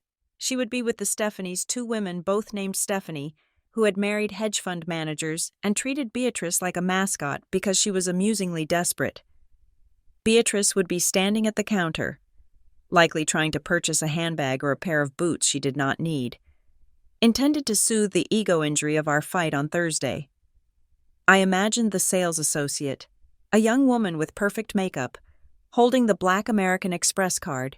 She would frown slightly at the screen. She would try it again. She would look up at Beatrice and say those 4 words that destroy social standing faster than a scandal. "I am sorry." It was declined. Beatrice would laugh. A nervous, high-pitched sound. She would blame the chip. She would blame the machine. She would say, "Oh, my bank is so protective. They probably think it is fraud because I'm traveling." Then, a second notification pinged. Transaction declined. Amount $3,200. Card ending in 8812. She had tried my mother's card. She had reached into her wallet, pulled out the backup ammunition, and fired a blank. Now the panic would set in. The Stephanies would be exchanging glances behind her back. The line behind her would be shifting restlessly. Beatrice would be sweating in her cashmere sweater.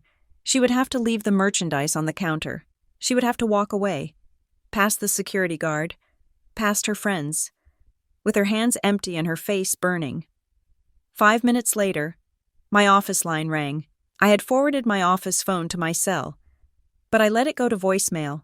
It rang again immediately. Beatrice was persistent. When I did not answer, she did the unthinkable. She called the main switchboard of Viridian Dynamics. I had anticipated this. On Friday morning, I had issued a memo to the reception team. I called the front desk. "Sarah, did you just receive a call from a Beatrice Wilson?" "Yes, Ms.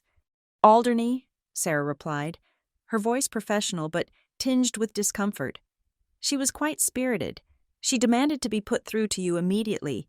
She said it was a family emergency involving a medical crisis. "And what did you tell her?" "I followed your instructions. I told her that you were in a high-level secure meeting and could not be disturbed under any circumstances. I told her to send an email." And her reaction. She screamed that I was a lying incompetent and that she would have my job. Then she hung up. "Thank you, Sarah. You handled that perfectly. Please log the time of the call and the content of her threat for the harassment file." "Done, Ms. Alderney." I hung up. Medical crisis. That was their go-to play. Whenever the money stopped, someone suddenly developed a heart condition or a mysterious ailment that could only be cured by a wire transfer. But the show was only beginning. At 2 in the afternoon, the real infrastructure collapse began. I received an automated email from the Connecticut Power and Light Company. Subject service disconnection notice, account number ending in 334. Dear customer, per your request to remove yourself as the guarantor and primary account holder, and due to the failure of the occupants to provide a new security deposit of $500 and settle the outstanding balance of $840. Service to the property has been suspended effective immediately. I looked at the weather report for Connecticut. It was 42 degrees Fahrenheit outside. It would drop to 30 degrees by nightfall. The house was old. It had single-pane windows in the historic sections, without the heating system, which required electricity to run the blowers. The temperature inside the house would match the temperature outside within 4 hours. They were sitting in a 4,000-square-foot icebox. I knew exactly what was happening there. My mother would be pressing the buttons on the thermostat, convinced it was broken. My father would be checking the fuse box in the basement, muttering about the grid. They would not realize, not immediately, that this was not a blackout. This was an eviction from the grid. They would try to watch the news to see if the power was out in the neighborhood, but the television would be dead. The internet router would be dark. They were cut off from the world. And then there was my father. Saturday was his golf day, for 20 years, rain or shine. Richard Alderney played 18 holes at the Oakwood Country Club. It was his church. It was where he maintained the illusion that he was still a captain of industry. I did not have a digital notification for this one. But I had something better. I had a text from an old colleague, Julian, who sat on the board of the club. Mabel, just a heads up. Your father made quite a scene at the clubhouse today. He tried to charge a round of drinks for his foursome to his member account. The system flagged it. Apparently, his annual dues of $12,000 haven't been paid for this year, and the grace period ended yesterday. The manager had to ask him to settle the bill with a credit card or leave. I could see it. My father, standing in the oak-paneled bar, surrounded by the men he tried so hard to impress, the bartender, a man my father probably never tipped well. Looking at him with pity, and I texted back, and his credit card was declined. Julian replied. He shouted at the manager, said he was going to sue the club for defamation. Security had to escort him to the parking lot. It was ugly. Mabel, they have suspended his membership indefinitely for conduct violations. I put the phone down. My father had just lost the last shred of his identity. He was no longer a wealthy man. He was no longer a member of the club. He was just an angry old man with no money and a suspended license to society. They were panic spiraling. I knew the pattern when the credit cards failed. They would look for cash, but they never kept cash. Why would they? Cash was for poor people.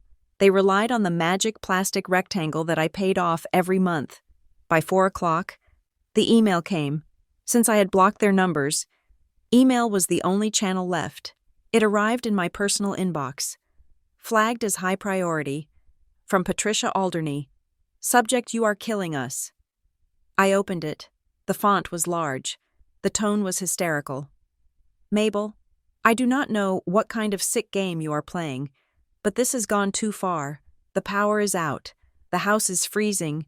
Your father came home from the club shaking. He is red in the face. His blood pressure must be through the roof. We cannot find the blood pressure monitor because it is too dark in here. Beatrice is sobbing in her room. She could not buy groceries for her child. Do you want your niece to starve? Do you want your father to have a stroke? I know you are angry about the other night. Fine, we are sorry. Is that what you want? We are sorry that you are so sensitive. But you cannot use money as a weapon. It is cruel. It is unchristian. We are your family. Blood is thicker than water. Mabel, do not let a little money divide us. Turn the power back on and transfer $5,000 immediately so we can get through the weekend. We will discuss this like adults on Monday. Mom, I read the email twice. I dissected it like a contract. We are sorry that you are so sensitive. That was not an apology. That was an accusation wrapped in a sentence. Blood is thicker than water. I laughed out loud in the empty apartment. It was a dry, humorless sound. Blood was indeed thicker than water, but it also stained deeper and was much harder to clean up. I did not reply. I selected the email. I clicked on the folder I had created that morning labeled Harassment and Legal Evidence. I dragged the email into it. Then I opened a new email window. This one was addressed to the management company of my building in Tribeca. To Building Security/Concierge Services, from Mabel Alderney, Penthouse B. Subject Security Alert. Banned individuals. Dear Management, effective immediately. The following individuals are strictly prohibited from entering the premises of this building or lingering in the lobby 1. Richard Alderney, photo attached 2. Patricia Alderney, photo attached 3. Beatrice Wilson, photo attached 4. Mark Wilson, photo attached, if they attempt to gain access. Please deny them entry.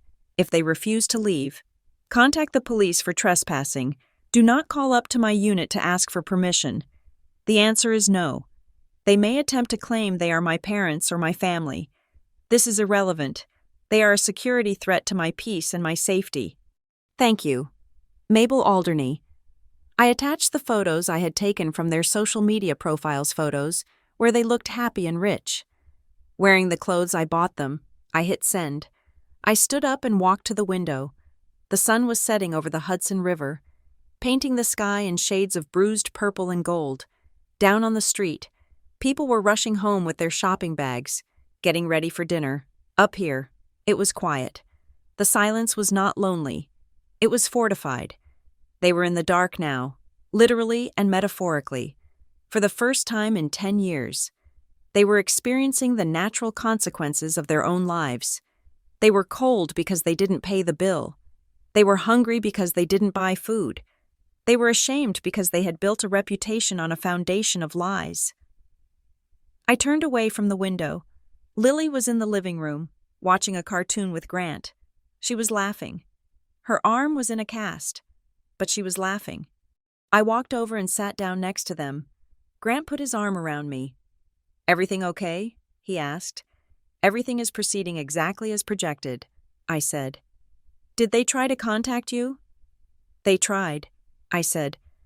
"But the connection has been severed." I looked at Lily. She was safe. She was warm. The lights in our apartment were bright and steady. "Who wants pizza?" I asked. "Me," Lily shouted, raising her good arm. "Pepperoni," Grant asked. "Extra cheese," I said. I picked up my phone to order. I saw one last notification from my email. It was a bounce-back message from my mother's email address. Apparently, her internet provider had suspended her account for non-payment as well. She wouldn't even know if I had read her letter. I smiled. I ordered the pizza. I tipped the driver 20%. And I didn't think about the cold house in Connecticut for the rest of the night.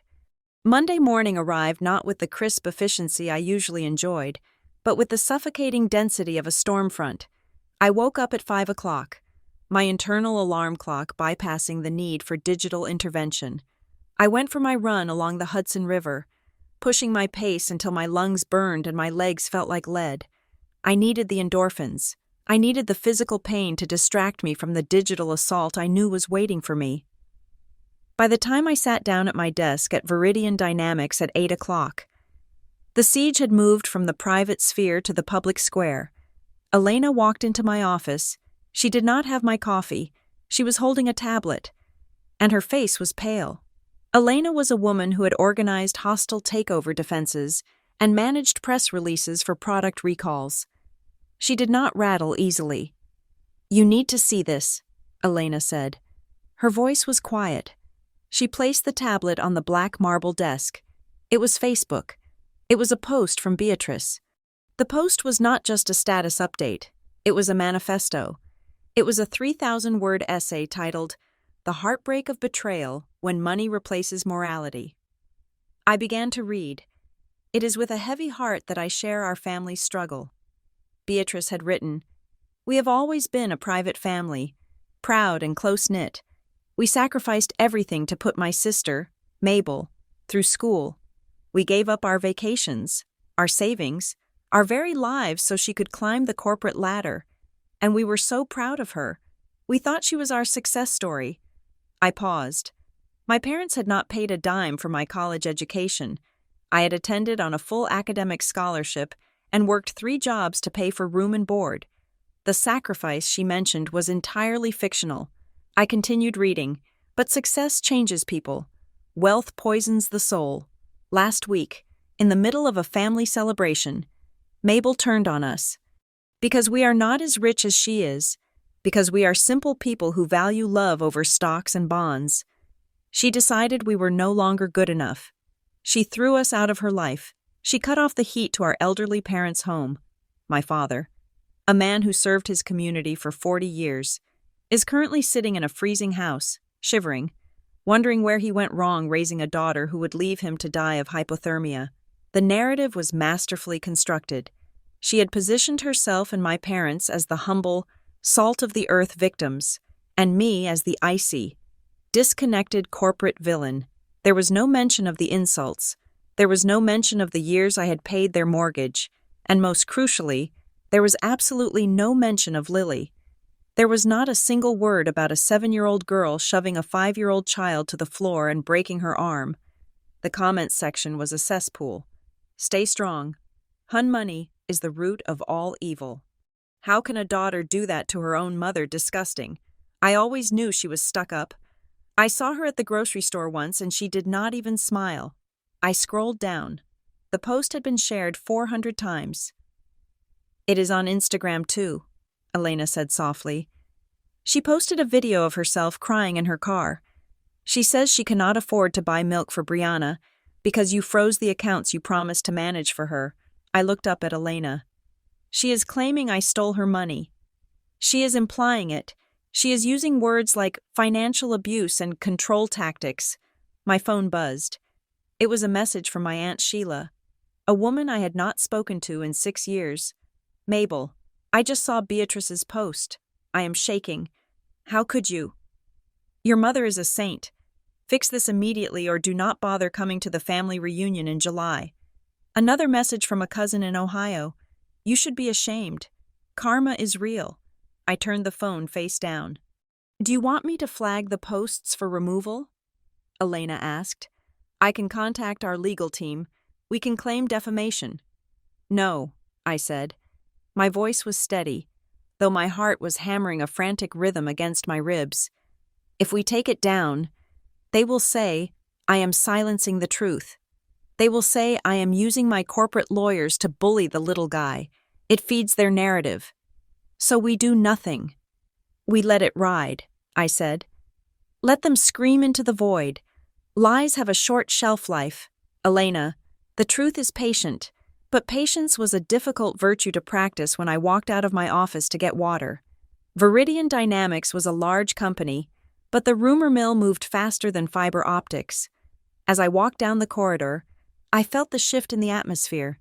2 junior analysts were standing by the break room. They were whispering. When they saw me, they stopped abruptly and looked down at their shoes. I walked past the marketing department. A group of employees were huddled around a phone. They were watching a video. I heard a tiny voice. Beatrice's voice sobbing. I just do not know how she sleeps at night. They looked up. They saw me. One of them, a woman named Jessica, who had smiled at me every day for 3 years, looked at me with an expression that was halfway between curiosity and judgment. I did not stop. I did not explain. I kept my chin high and my stride purposeful. I was the chief financial officer. I was not going to debate my family trauma in the hallway next to the vending machines. But it hurt. It felt like being back in high school, walking through the cafeteria while everyone laughed at a joke I didn't understand.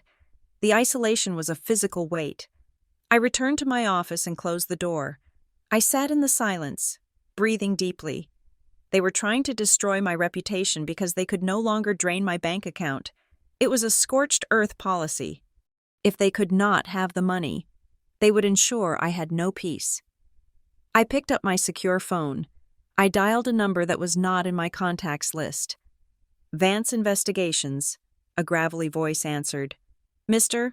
Vance, I said, this is Mabel Alderney. Do you have the preliminary report? I do, Vance said. And Ms. Alderney, You are going to want to sit down for this. It is worse than we thought. Tell me. I ran a full asset and liability check on Mark Wilson. The man is not just bad with money. He is underwater, deep. He owes $80,000 to legitimate creditors. But that is the small stuff. What is the big stuff? I asked. He has a gambling problem. Sports betting, mostly. He is into a bookie in Atlantic City for $150,000. This is not a bank, Ms. Alderney. These are the kind of people who break legs instead of sending late notices. I felt a chill run down my spine. And here's the kicker, Vance continued. He secured the latest extension on his debt 3 weeks ago. He showed them a letter of guarantee. What kind of letter? A letter on Viridian Dynamics letterhead. Forged, obviously. It stated that Mark Wilson was a consultant for your firm and was due a bonus of $200,000 in December. It had your signature on it, Ms. Alderney, or a very good copy of it. The air left the room. He forged my signature, I whispered, to a loan shark. He used your name as collateral, Vance said. He told these dangerous men that his rich sister-in-law was backing him. That is why they haven't hurt him yet. They think you are the paymaster. My hands turned into fists. This was not just a smear campaign anymore. This was fraud. This was identity theft. And it put me, and potentially my family, in the crosshairs of criminals. Send me the evidence, I said. Everything you found. I am sending the encrypted file now. What do you want to do? Keep watching them, I said. I want to know where Mark goes, who he talks to, but do not approach him. Understood. I hung up. I stared at the blank screen of my computer. Beatrice was on Facebook painting me as a monster, while her husband was using my name to keep his kneecaps intact. The level of betrayal was so absolute, it was almost clarifying. There was no gray area left. At 5 o'clock, I left the office. I needed to see something real. I needed to see the truth. I had the driver take me to Lily's school. It was her first day back since the incident. I had been terrified to send her. I was afraid she would be withdrawn, afraid the cast would make her a target. I stood by the iron gates of the private kindergarten. The bell rang. A flood of children in navy blue uniforms poured out, and then I saw her. Lily was walking next to a tall girl with red hair. Lily was gesturing with her good hand, talking animatedly. She was smiling. A real, wide, toothy smile. She saw me and broke into a run. "Mommy!" she yelled. She slammed into my legs. I knelt down and hugged her, mindful of the purple cast. "How was it?" I asked, smoothing her hair. "Did anyone ask about your arm?" "Yes," Lily beamed. "I told them I fought a dragon, and everyone signed my cast. Look." She held up her arm. It was covered in messy marker signatures and stickers. "Sarah gave me a star sticker," Lily said proudly. "And the teacher said I am very brave." "You are very brave," I said, kissing her forehead. "I like school," Lily said. "Nobody yelled at me today. Nobody took my doll." The words were simple, but they broke my heart and healed it at the same time. Nobody yelled at me today. For 3 years. I had dragged her to family gatherings where she was marginalized, criticized, and bullied, thinking I was giving her a family. But the family was the poison. The antidote was removing them. She was happier without them. That realization was the fuel I needed. The guilt I had felt reading Beatrice's Facebook post evaporated. The shame of the whispers at work vanished. I looked at my daughter's happy face, and I knew I would burn the entire world to keep her smiling. When we got home, Grant was waiting. He had a glass of wine ready for me. He looked tense. "I saw the posts," Grant said as soon as Lily went to her room to change. "Mabel, this is getting out of control. My cousin called me. He asked if it is true that we let your father freeze." "What did you tell him?" I asked, taking the wine. "I told him to go to hell," Grant said. "But we cannot just sit here. We need to release a statement. We need to tell people about Lily's arm. We need to post the x-rays. We need to sue Beatrice for libel." He began pacing the living room. I know a journalist at the Times. We can do an exclusive. The truth behind the scandal. We can destroy them. Mabel. I sat on the sofa. I watched my husband, this good, protective man who wanted to fight for his family. No, I said. Grant stopped pacing. No, Mabel. They are dragging your name through the mud. They are affecting your career. You cannot just take this. I am not taking it, I said. I am waiting. Waiting for what? Napoleon said. Never interrupt your enemy when he is making a mistake, I said calmly. Beatrice is frantic. She is desperate. She is lashing out because she is terrified. Right now, she is the victim on social media. If I attack her, if I post x-rays of a 5-year-old, I look like I'm fighting a war with a stay-at-home mom. I look petty. I look defensive. I took a sip of wine. But if I stay silent, I continued, she will escalate. She will get louder. She will get crazier. Her story will start to have holes in it. People will start to wonder why I am not responding. My silence makes me look dignified. Her noise makes her look unstable. And what about the lies? Grant asked. What about Mark? Mark is the key, I said. I hired a private investigator. Grant's eyes widened. You did what? Mark forged my signature to secure a gambling loan from criminals, I said. He committed a felony. Beatrice probably knows about it. That is why she is desperate for money. They are not just broke, Grant. They are in danger. Grant sank onto the sofa next to me. Jesus. So we wait, I said. We let them spin their wheels. We let Beatrice scream on Facebook, because while she is chasing likes, the real world is coming for her husband, and when that house of cards falls, I want to be standing very far away, watching it collapse from a safe distance. Grant looked at me. There was a mixture of fear and admiration in his eyes. You are terrifying, he whispered. I am a mother, I said, and I am a CFO. I know how to manage risk, and right now, they are a liability that is about to liquidate itself. I pulled out my phone. I opened the Facebook app. I did not post. I did not comment. I simply took a screenshot of Beatrice's post, dated and time-stamped. I emailed it to my lawyer with the subject line, Exhibit D. The smear campaign was painful. Yes, it was toxic. But it was also the final nail in their coffin. They were screaming for attention. I was going to make sure that when they finally got the attention of the authorities, they would wish they had remained silent. Wednesday afternoon arrived with a tension that felt physical, like the drop in air pressure before a tornado touches down.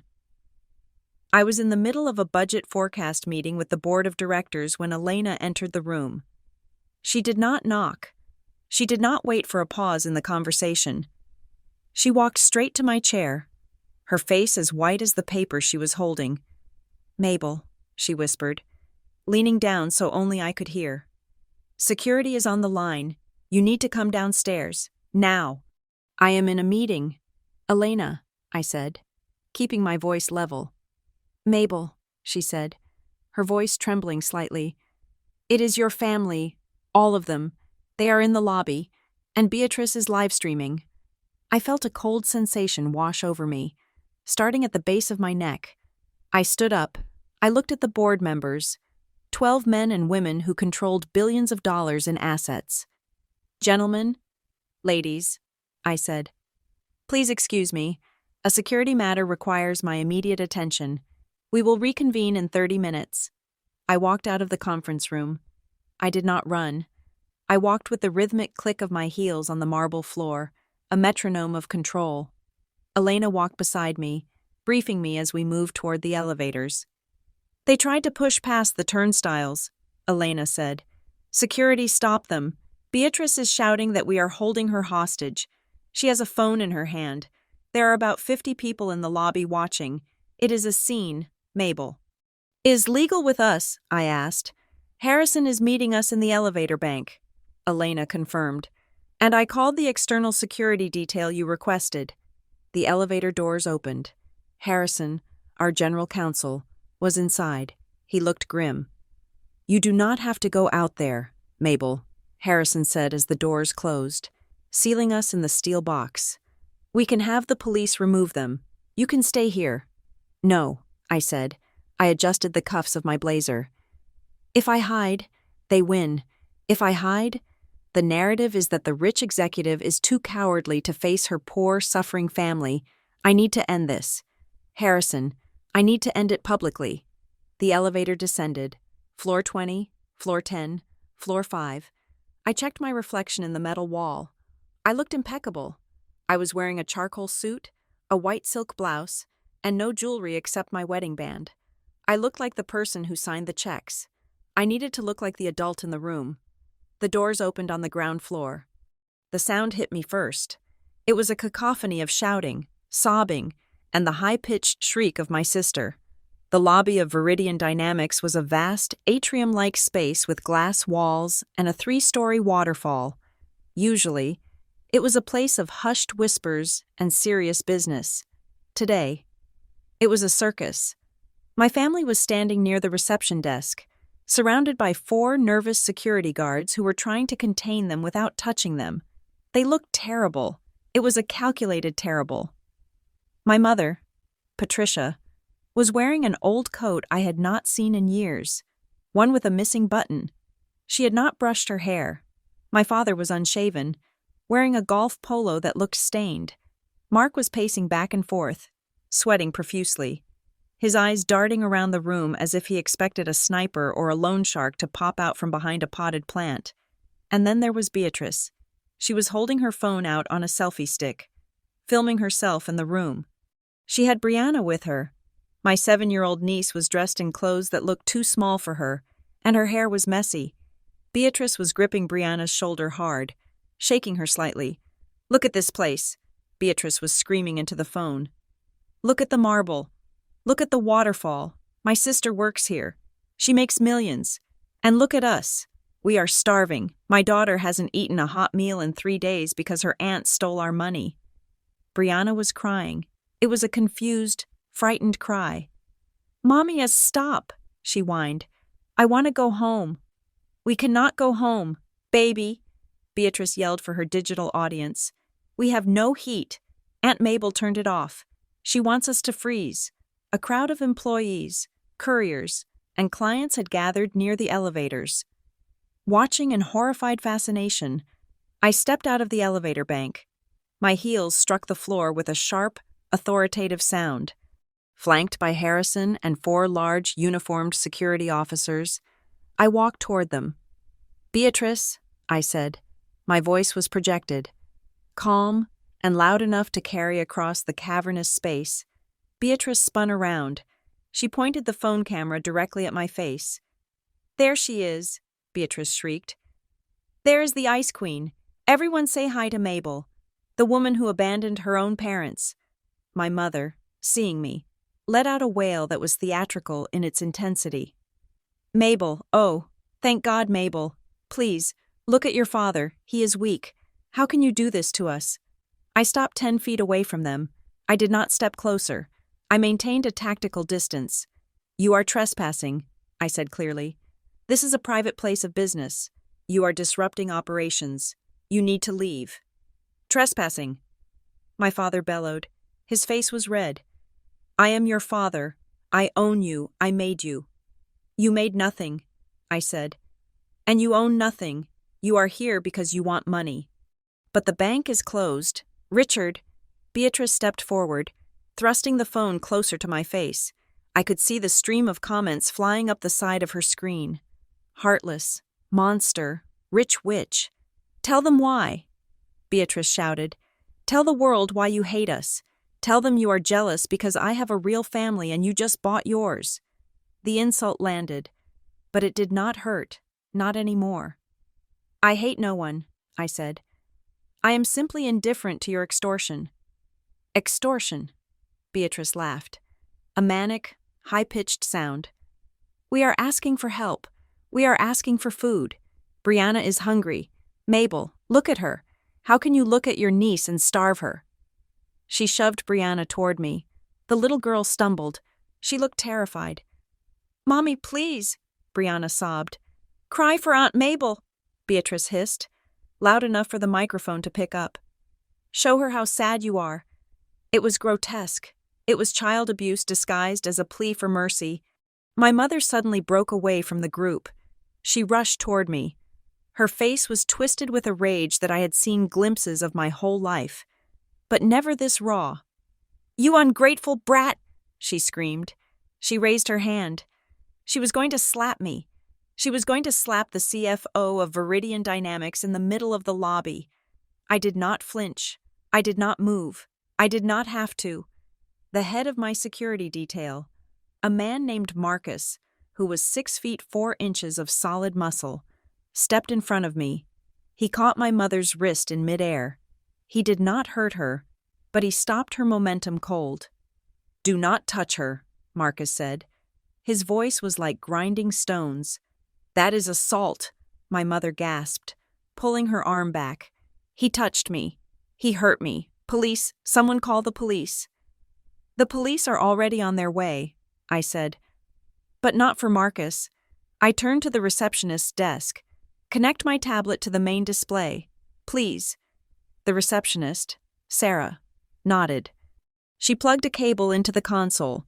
The massive LED screen behind the reception desk, usually used for displaying stock prices and company slogans, flickered. "What are you doing?" Beatrice asked, her phone hand wavering. "What is that?" "You want to tell a story, Beatrice?" I said. "You want to tell the internet the truth about our family. I think that is a wonderful idea. Let us tell them the whole truth."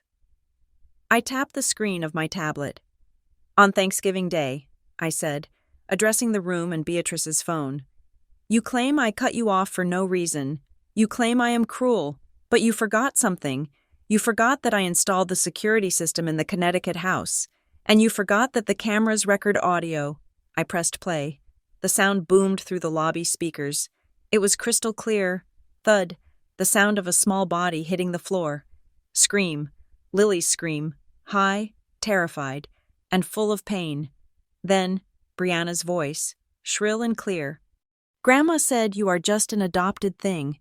You are not her real grandchild. You do not have the right to touch my toys." The lobby went silent. The employees stopped whispering. Then, my mother's voice on the recording. "Oh, honestly, kids say the silliest things when they are excited. Brianna, darling, do not shout indoors." Then, Beatrice's voice, the laugh, that cruel, dismissive giggle. "Well, she is technically right about the bloodline. Isn't she? Kids represent the truth?" I let it play to the end. I let the silence that followed on the tape fill the lobby. I paused the recording. I looked at Beatrice. She had lowered the phone. Her face was gray. "That," I said, pointing to the screen, "is my daughter screaming after your daughter pushed her and broke her arm. And that is you, laughing about it." I took a step forward. Beatrice took a step back. "You are not here because you are hungry," I said. "You are here because Mark owes $150,000 to a loan shark, and he thought he could bully me into paying it. You are not victims. You are predators, and you just broadcast your own cruelty to the entire world." Beatrice looked down at her phone. The comments were still flying, but the tone had changed. "Wait, did she break the kid's arm? OMG, that audio?" The mom laughed. "What is wrong with them? Call CPS on that woman." "Team Mabel." Beatrice tried to end the live stream, her fingers fumbling on the screen. "No, keep it running," I said coldly. "They deserve to see the finale." The revolving doors spun. 2 police officers entered, followed by 2 more. They looked serious. They saw the crowd. They saw the security guards holding back my father. "Who is in charge here?" the sergeant asked. "I am," I said. "I am Mabel Alderney, the CFO. These individuals are trespassing. They have assaulted my security staff, and I have a restraining order pending against them." Harrison stepped forward with a file. "We have the paperwork here. Sergeant, we also have video evidence of the assault on Ms. Alderney's mother attempting to strike her." The sergeant looked at my family. My father was trying to look dignified, but he just looked defeated. Mark was shaking so hard his teeth were chattering. My mother was clutching her pearls, looking for a fainting couch that did not exist. "All right," the sergeant said. "Folks, you need to come with us." "You cannot arrest us," Beatrice shrieked. "We are famous, we are victims." "You are causing a disturbance, ma'am," the officer said, taking Beatrice by the arm. "And you are endangering the welfare of a minor." He looked at Brianna, who was wailing. "We will need to call Child Protective Services to assess the situation for the little girl." Beatrice froze. "No, you cannot take my daughter." "Then walk," the officer said sternly. "Now." They were led away. It was a procession of shame. My father's head bowed. My mother, weeping fake tears that no one bought anymore. Mark, looking like a man walking to the gallows. And Beatrice, still clutching her phone, being escorted out by a female officer. The lobby was silent as the doors spun shut behind them. I stood there for a moment. I felt the adrenaline vibrating in my fingertips. I looked at the employees. Hundreds of eyes were on me. I did not apologize. I did not explain. I turned to Sarah at the reception desk. "Sarah," I said, "please disconnect the display." "Yes, Ms. Alderney." "And call the cleaning crew," I added, looking at the spot where they had stood. "The floor is dirty." I turned and walked back to the elevators. Harrison walked beside me. "That was," Harrison started, searching for the word. "Effective." "It was necessary," I said. We got into the elevator. The doors closed. The noise of the lobby was cut off instantly. I leaned back against the steel wall and closed my eyes for 1 second. Just 1 second. I saw Lily's face. I saw her smile when she signed her cast. I opened my eyes. "Harrison," I said, "draft the press release. Viridian Dynamics supports its CFO in a private legal matter involving harassment and extortion. Keep it brief, and send the recording to the police. I want to press charges for the attempted assault." "Against your mother?" Harrison asked softly. "She is not my mother," I said, pressing the button for the 20th floor. "She is the defendant." The elevator rose. I went back to work. I had a budget forecast to finish. The following Monday morning, the battlefield shifted from the chaotic lobby of Viridian Dynamics to the silent, air-conditioned conference room of the law firms Sterling, Cooper, and Vance. This was not a place for screaming or social media live streams. This was a room where lives were dismantled with the quiet scratch of a fountain pen against cotton bond paper. I sat at the head of the mahogany table. To my right was Harrison, my corporate counsel. To my left was Arthur Sterling, a litigator who specialized in high-asset family disputes and fraud. He was a man who cost $900 an hour, and looking at the stack of files in front of him, I knew he was worth every cent. "Let us begin with the real estate," Arthur said, adjusting his glasses. He opened the first file. "The property at 450 Oak Lane. Your parents believe they own it because their names are on the deed. They are currently telling anyone who will listen that you are trying to illegally evict them from their own home. They do not understand the structure," I said calmly. 10 years ago, when I bought the house, I did not just give them the money. I created a shell company, the Alderney Preservation Trust, which I control. The trust lent them the money to buy the house. They signed a promissory note. It was a demand note, payable in full upon request by the lender. Arthur nodded, a shark-like smile touching his lips. "And since they have never paid a single cent of interest, they are in default. The total amount due, including accrued interest over a decade, is $1,400,000. "Send the demand letter," I said. "Give them 30 days to pay the full amount or surrender the deed in lieu of foreclosure." "They cannot pay it," Harrison noted. "They cannot even pay the electric bill." "Then they will lose the house," I said. "It is a simple contract dispute. There is no emotion in it. It is math." Arthur slid a second document across the table. This one was thicker. It contained the forensic accounting report on Mark Wilson. "This is where it gets ugly, Mabel," Harrison said softly. The private investigator confirmed the forgery. "Mark did not just copy your signature on a napkin. He used Photoshop to lift your signature from a public corporate filing and pasted it onto a guarantor agreement for a private loan. He used your identity to secure $150,000 from an unlicensed lender in New Jersey. I looked at the document. There it was. My name, my signature, a guarantee that I would cover the debts of a man who had sneered at my daughter across a dinner table. "This is identity theft," Arthur stated. "It is wire fraud. It is bank fraud.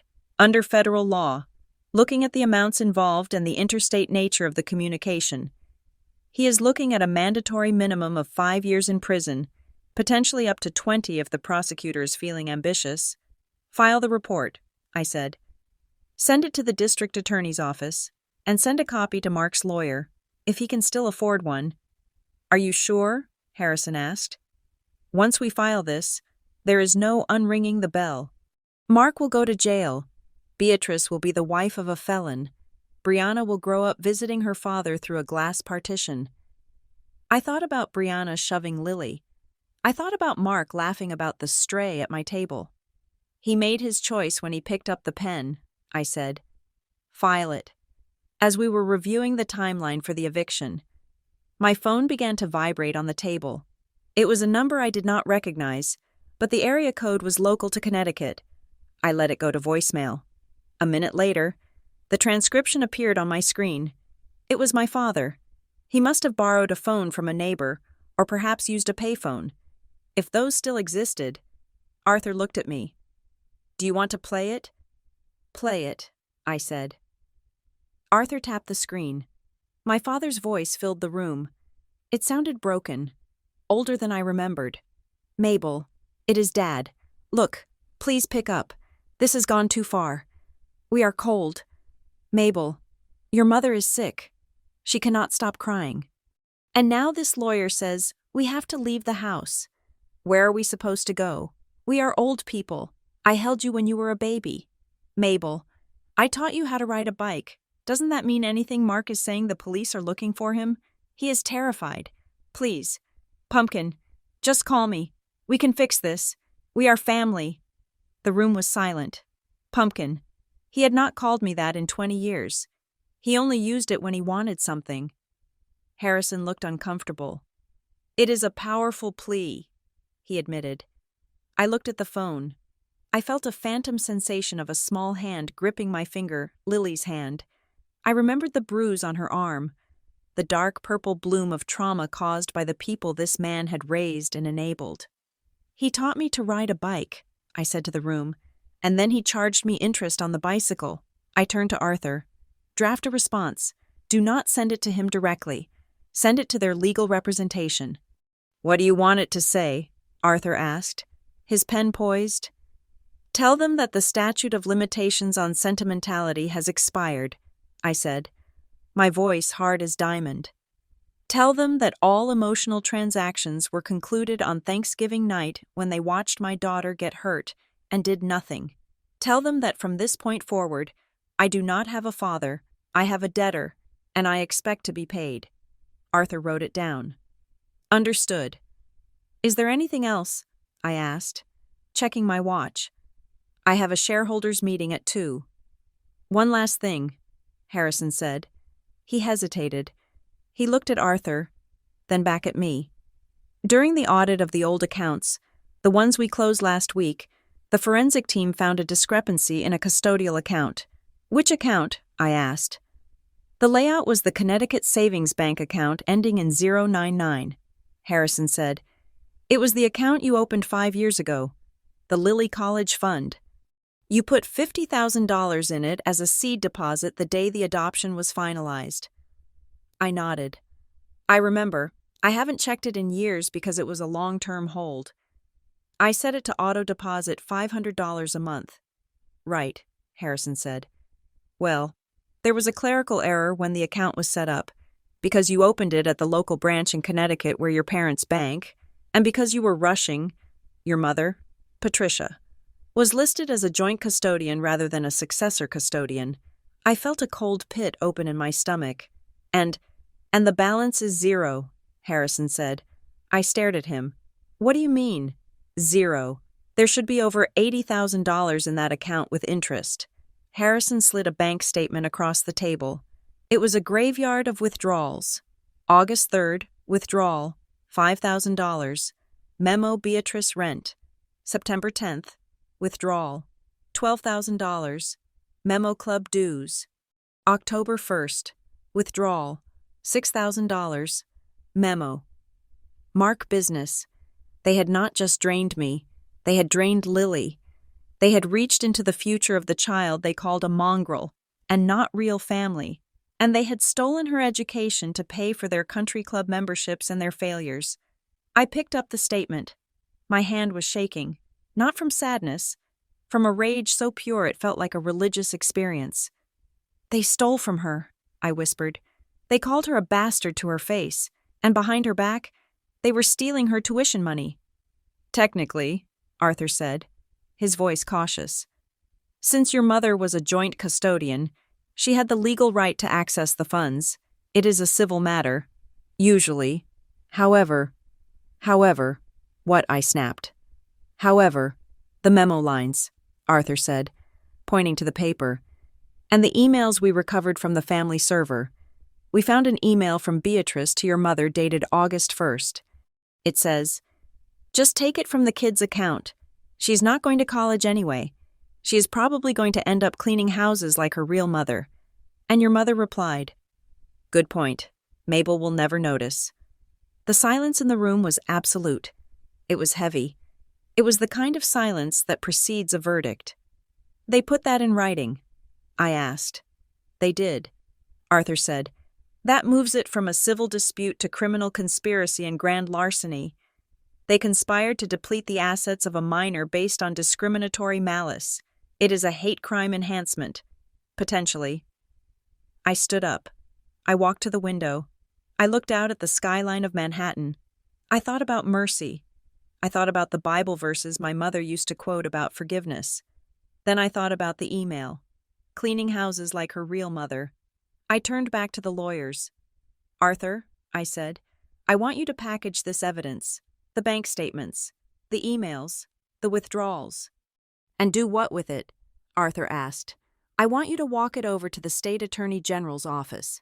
I said, "I want you to file charges against Patricia Alderney and Beatrice Wilson for grand larceny, conspiracy, and fraud." "Mabel," Harrison said, standing up, "if you do this, your mother will go to prison. She is 65 years old. She will die in prison."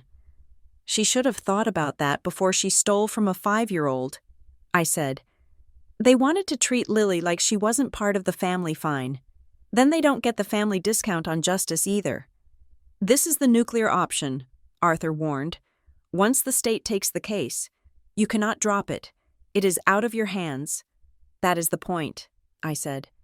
"I am washing my hands of them, completely." I signed the affidavits. The sound of the pen on the paper was loud in the quiet room. Scritch, scratch. It was the sound of a guillotine blade dropping. "Send the files," I said. "And Arthur." "Yes. Make sure the police arrive at the house to serve the warrant when the neighbors are watching. I want them to feel the shame. I want them to know that this is what happens when you mistake kindness for weakness." I gathered my purse. I checked my reflection in the glass of the conference room door. I looked calm. I looked professional. "I am going to work," I said. "Bill me for the full hour." I left the lawyers sitting there, staring at the pile of evidence that would turn my family into inmates. Outside, the sun was shining. It was a beautiful, crisp winter day.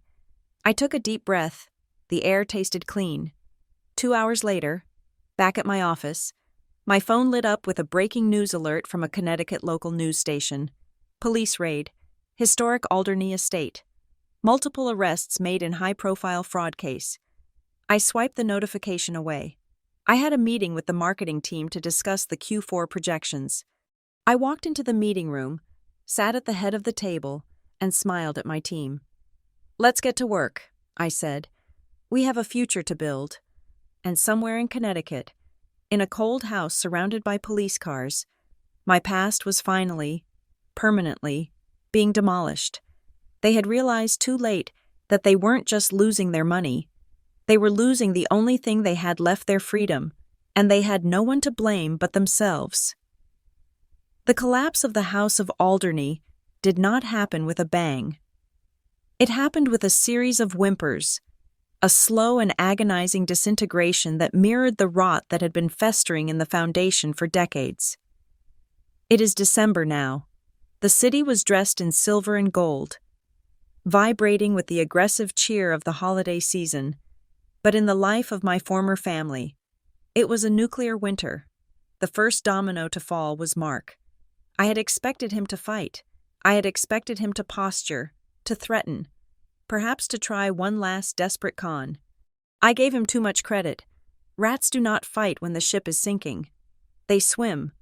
2 days after the police raid at the estate, while my parents were out on bail, which I assumed they had paid by pawning my mother's jewelry, Mark vanished.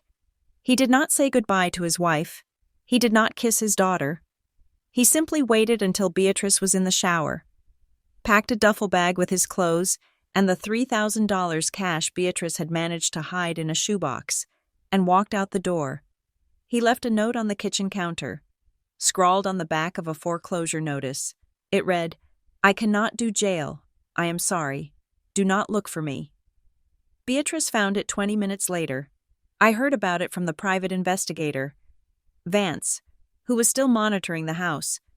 Vance told me Beatrice ran into the driveway screaming his name, barefoot in the snow, watching the taillights of a rental car disappear down the long, dark driveway. She was alone. She was married to a felon on the run, with a child to feed, no money, and a sister she had declared war on holding the keys to her destruction. The second domino was the house itself. The foreclosure process I had initiated was expedited due to the criminal charges and the abandonment of the property. On a Tuesday morning, the sheriff's department arrived to execute the sealing of the property, the Alderney estate, the 4,000-square-foot monument to their vanity, was officially seized. They were given 4 hours to vacate. I did not go there. I did not need to see it. Vance sent me photos. They were pathetic images. My father, Richard, once the king of the country club, was dragging black garbage bags filled with clothes across the frozen lawn.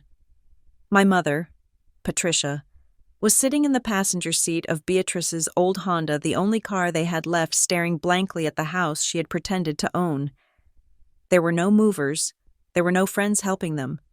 The neighbors, the people they had tried so hard to impress with my money, kept their blinds drawn. They moved into the Starlight Motel, a roadside establishment off the interstate that charged $60 a night. Vance reported that they had rented a single room with 2 double beds. My parents took 1 bed. Beatrice and Brianna took the other. 4 people, 3 generations of toxicity, crammed into 300 square feet of beige carpet and cigarette smoke. It was a hell of their own making. Beatrice tried to keep working. She had a part-time job at a high-end boutique in Greenwich, a job she kept mostly for the employee discount and the illusion of productivity. But the internet is forever, and the video of her in the lobby of Viridian Dynamics had gone viral. On Wednesday, the manager of the boutique fired her. "We cannot have you representing our brand," the manager had told her. "Customers are complaining. They saw the video of you mocking a child with a broken arm. It is bad for business." Beatrice had called me then. It was the first time she had tried to call since the arrest. My phone blocked it automatically. But the voicemail transcription came through. "Mabel, please. I lost my job. Mark is gone. Brianna is sleeping in her coat because the motel heater is broken. I am sorry. I will do anything. Just send us $500. Please." I read the text. I felt a flicker of something in my chest. It was not pity. It was a distant, clinical recognition of suffering, like watching a documentary about a disaster in a foreign country. I deleted the message. I did not send the money. I knew that $500 would not fix them. It would only prolong the inevitable. Then came the stroke, the stress of the eviction, the shame of the arrest, and the reality of the motel room were too much for my mother's constitution. On Friday night, Patricia collapsed in the bathroom of the Starlight Motel. Arthur Sterling, my lawyer, called me at 10 o'clock at night. "Mabel," he said, his voice professional but grave, "your mother has been admitted to Greenwich Hospital. It was a transient ischemic attack, a mini-stroke. She is stable, but the doctors say she is weak. The stress is killing her." I stood in my kitchen, holding a cup of herbal tea. The apartment was quiet. Lily was asleep. "Is she conscious?" I asked. "Yes," Arthur said. "She is asking for you." I looked at the reflection of the city lights in the window. I thought about the hospital room. I thought about the guilt trips, the manipulations, the way she would look at me with those tear-filled eyes and beg me to fix everything, to write the check, to be the good daughter one last time. "I will not be coming," I said. "Mabel," Arthur said, breaking character for a moment. "She is in the hospital. People will talk." "Let them talk," I said. "If I go there, I am accepting the premise that I'm responsible for her condition. I am not. She is there because she stole from her granddaughter and got caught. She is there because she chose greed over family." "Do you want to send anything?" Arthur asked. "Yes," I said. "Send flowers. Use the corporate account." "What kind of arrangement?" "Standard sympathy," I said. "The kind you send to a business associate you do not know very well. Carnations. Maybe some baby's breath. Nothing expensive." "And the card?" "Sign it. Best wishes for a speedy recovery. Mabel Alderney. Do not write love. Do not write daughter." "Understood." The next day, I heard through Vance that the flowers had arrived. My mother had thrown the vase against the wall when she read the card. It shattered. The nurses had to sedate her. It was the last tantrum of a queen in exile. Desperate and furious, they played their final card. They went to the press. Beatrice contacted a reporter from a tabloid that usually trafficked in celebrity scandals. She pitched them the story of the century the Ice Queen CFO, how Mabel Alderney abandoned her stroke victim mother in a motel while living in a penthouse. They thought it would be my end. They thought the court of public opinion would force me to open my wallet, but they forgot that I was a chess player. And they were playing checkers. The reporter, a man named Miller, called my office for a comment before running the story. It was standard procedure to avoid libel suits. I did not take the call. I had Harrison take it. Harrison met with Miller in our conference room. He did not argue. He simply laid out 2 files on the table. File A contained the police report regarding the assault on Lily. It included the medical records of the broken arm. It included the transcript of the audio recording where my family mocked the child. File B contained the evidence of the financial crimes. The stolen college fund, the forged signatures, the grand larceny charges pending against Patricia and Beatrice. "Mr. Miller," Harrison had said calmly, "you are welcome to print Beatrice Wilson's story. However, if you print a single word that suggests Ms. Alderney has abandoned her family without cause, we will sue your publication for defamation, and we will win, because the truth is not that she abandoned them, the truth is that she escaped them." Harrison pushed the files across the table. "Furthermore, if you run the story, we will release these files to your competitors. The headline won't be, 'Poor Mother Abandoned.' It will be, 'Grifter Granny Steals from 5-year-old.'" The story never ran. The silence that followed was deafening. My family had screamed for help, and the world had turned its back. They were radioactive. No one wanted to touch them. I sat in my office on the 35th floor. It was late afternoon. The winter sun was setting, casting long, sharp shadows across the city. The office was quiet. My team had gone home. I looked down at the streets below. People were rushing, fighting the cold, living their messy, complicated lives. I felt empty. It was not a sad emptiness. It was the emptiness of a room that has been cluttered for years and is finally cleared out. It was spacious. It was clean. But it was stark. I had no parents. I had no sister. I was an orphan in every way that mattered. My phone rang. It was the nanny. letting me know she was picking up Lily from school. "Put her on," I said. "Hi, Mommy," Lily's voice chirped. She sounded happy. "We made snowflakes today." "That sounds wonderful, baby," I said. "I will be home soon." "Mommy?" Lily asked. Her voice dropped a little. "Christmas is coming." "Yes, it is. Are Grandma and Grandpa coming?" I closed my eyes. This was the question I had been dreading. I could lie. I could say they were sick. I could say they were busy, but I was done with lies. Lies were the currency of the Alderney family, and I had demonetized that currency. "No, Lily," I said gently. "They are not coming." "Why?" "Because they went away," I said. "They went to a place far away. Like vacation." "No, not like vacation," I said, choosing my words with the precision of a surgeon. "They went to a place where they cannot hurt you anymore. They went to a place where bad people go to learn how to be good, and until they learn, they cannot come back." There was a pause on the line. I held my breath. "Okay," Lily said. She sounded unbothered. "Can we make cookies tonight with the sprinkles?" "Yes," I said, letting out a breath I didn't know I was holding. "We can make all the cookies.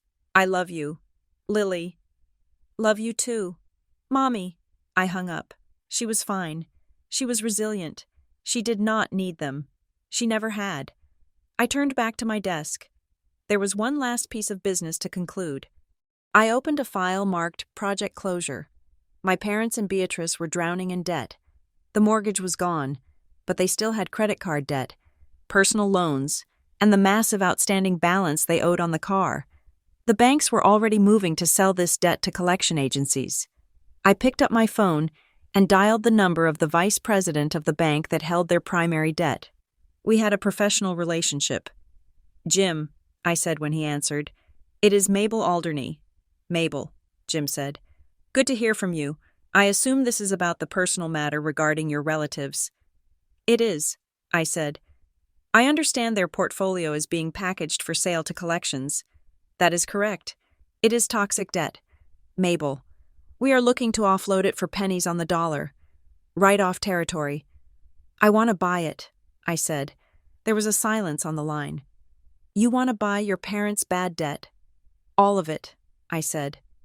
"The credit cards, the loans, Beatrice's overdrafts, every single cent they owe to your institution.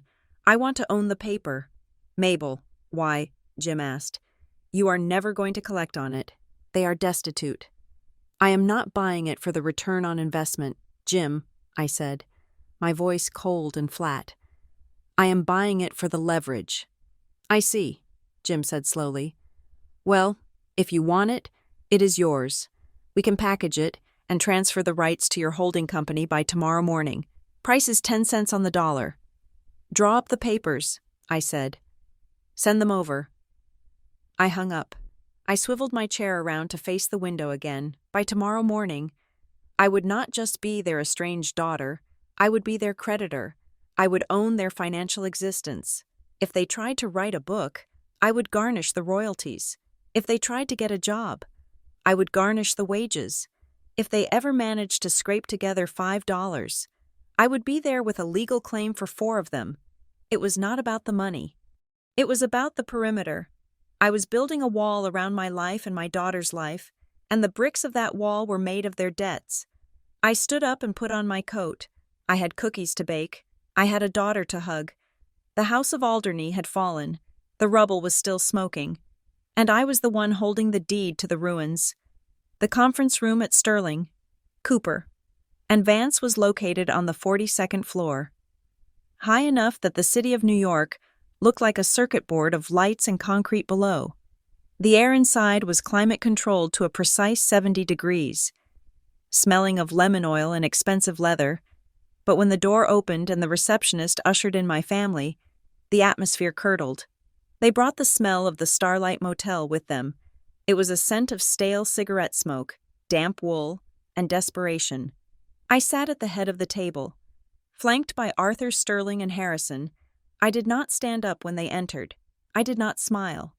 I simply gestured to the 3 empty chairs on the opposite side of the mahogany expanse.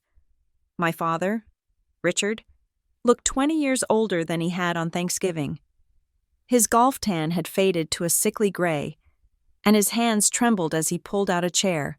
My mother, Patricia, wore a scarf wrapped tightly around her neck. Perhaps to hide the lack of jewelry, or perhaps to hold her head up, she refused to make eye contact with me, staring instead at the watermark on the legal pad in front of her. And Beatrice, my sister, looked like a cornered animal. Her roots were showing, a dark stripe against the aggressive blonde she could no longer afford to maintain. Her eyes were red-rimmed, darting around the room, assessing the luxury she felt entitled to but was now barred from. "Thank you for coming," Arthur said. Breaking the silence, his voice was smooth, neutral, and terrifying. "We did not have a choice," Beatrice spat out. "You said if we didn't come, the police would execute the warrants." "That is correct," Arthur said. "You are here because my client, Ms. Alderney, has graciously agreed to offer you an alternative to immediate incarceration." I rested my hands on the table. In front of me lay 2 thick folders. One was red, one was blue. "Let us be clear about the situation," I said. My voice was low, but in the acoustic perfection of the room, it carried like a bell. "I own your debt. I own the judgments against you for the destruction of property. And the state of New York is currently holding a sealed indictment for grand larceny regarding the theft of Lily's college fund. The evidence is irrefutable. The emails where you conspired to steal it, the bank records. It is a straight line to a 5-year prison sentence for both of you." My mother let out a small, strangled sob. My father reached for her hand, but she pulled it away. "However," I continued, tapping the red folder, "I have no desire to spend the next 2 years testifying against you in court. It is a waste of my time, and frankly, I do not want my daughter to read about her grandmother in the crime blotter." I pushed the blue folder across the table. It slid effortlessly across the polished wood and came to a stop in front of my father. "This is a settlement agreement," I said. "My lawyers call it a non-contact and relocation stipulation. I call it an exile agreement." My father put on his reading glasses, the cheap pharmacy kind, not his prescription pair.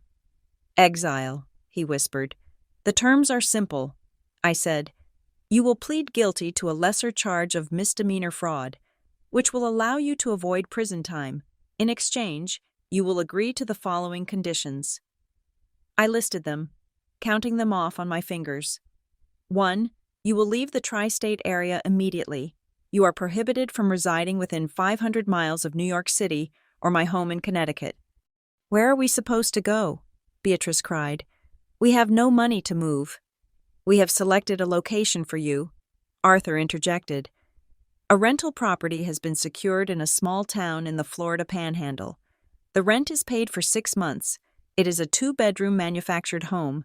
It is fully furnished." "A trailer," my mother gasped. "You are putting us in a trailer."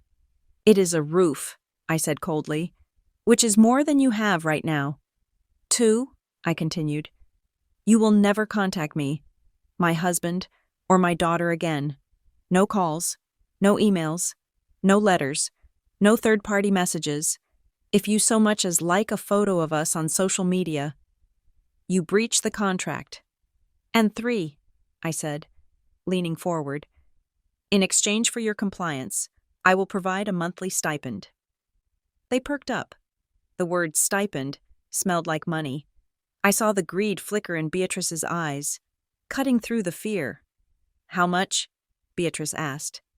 $2,500 a month, I said. "That is nothing," Beatrice screamed.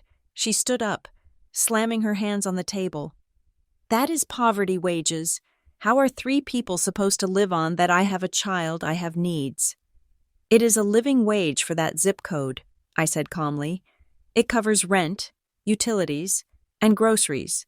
It does not cover manicures. It does not cover wine. It does not cover designer handbags. If you want more money, Beatrice, I suggest you get a job.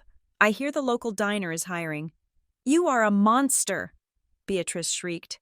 Her face was twisted into a mask of pure hate.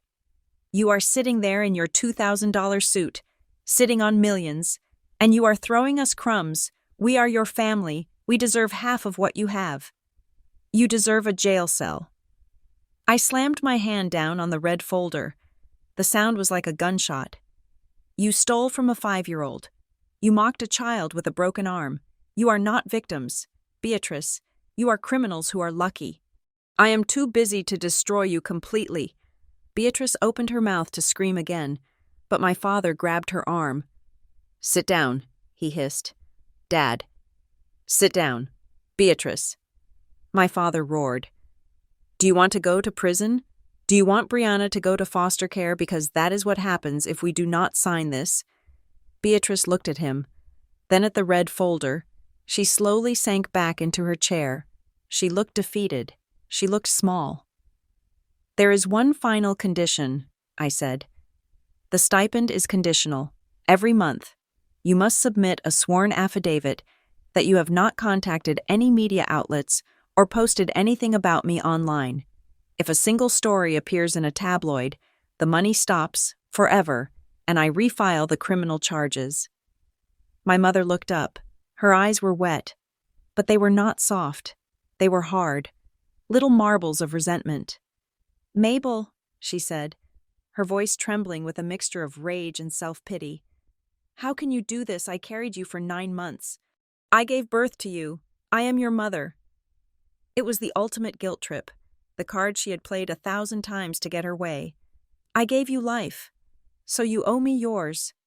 I looked at her. I really looked at her.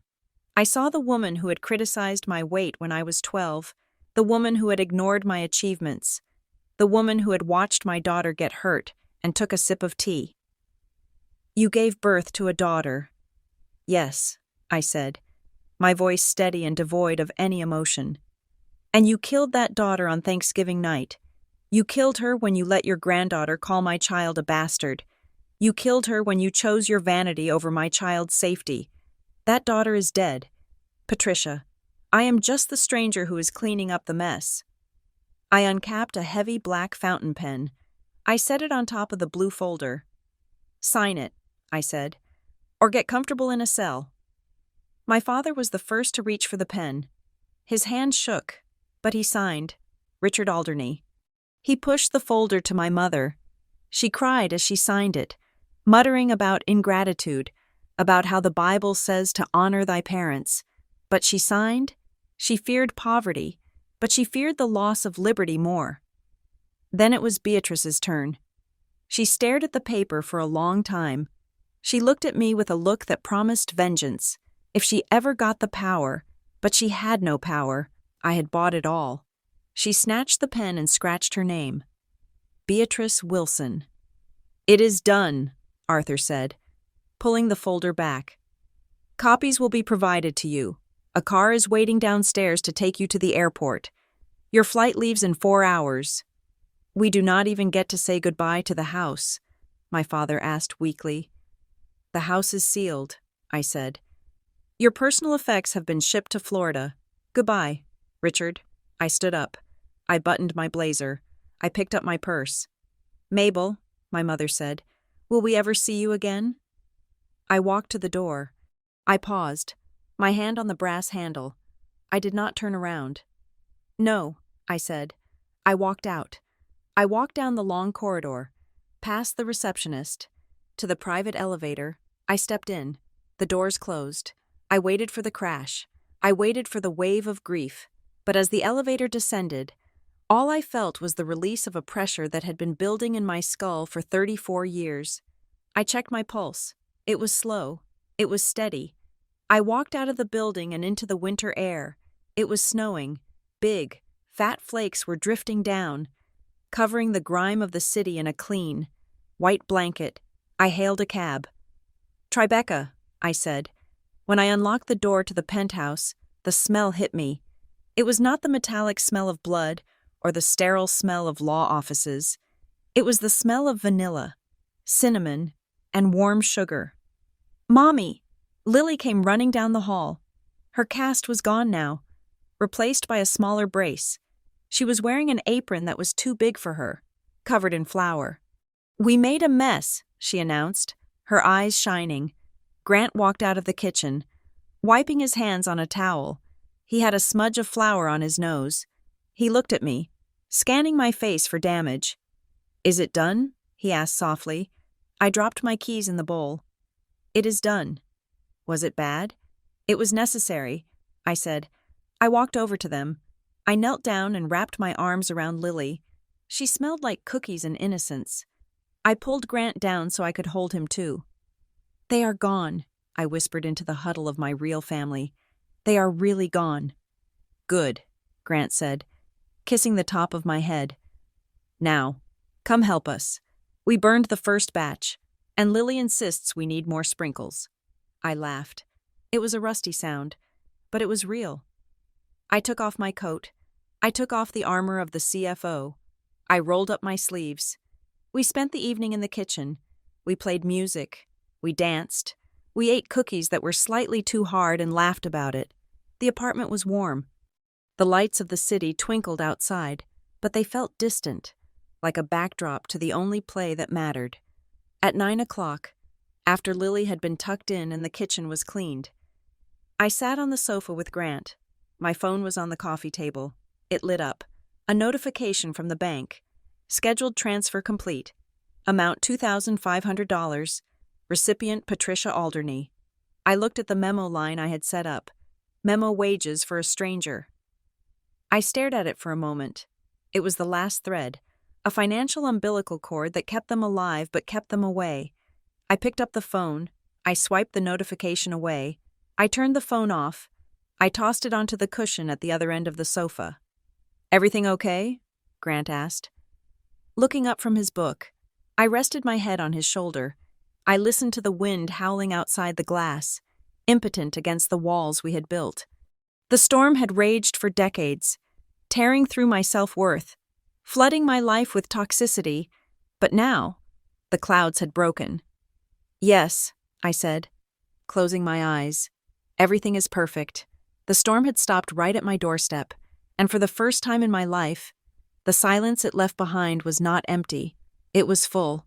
Thank you so much for listening to this story. It was a journey of justice, boundaries, and finding peace, and I hope it resonated with you. I would love to know where you are listening from today. Please leave a comment down below with your location, and let's see how far this story has traveled. If you enjoyed this revenge drama and want to hear more stories where justice is served cold, please make sure to subscribe to the channel Blue Payback, hit that like button, and smash the hype button to help this video get discovered by more people. Your support means the world. Stay strong, and see you in the next story.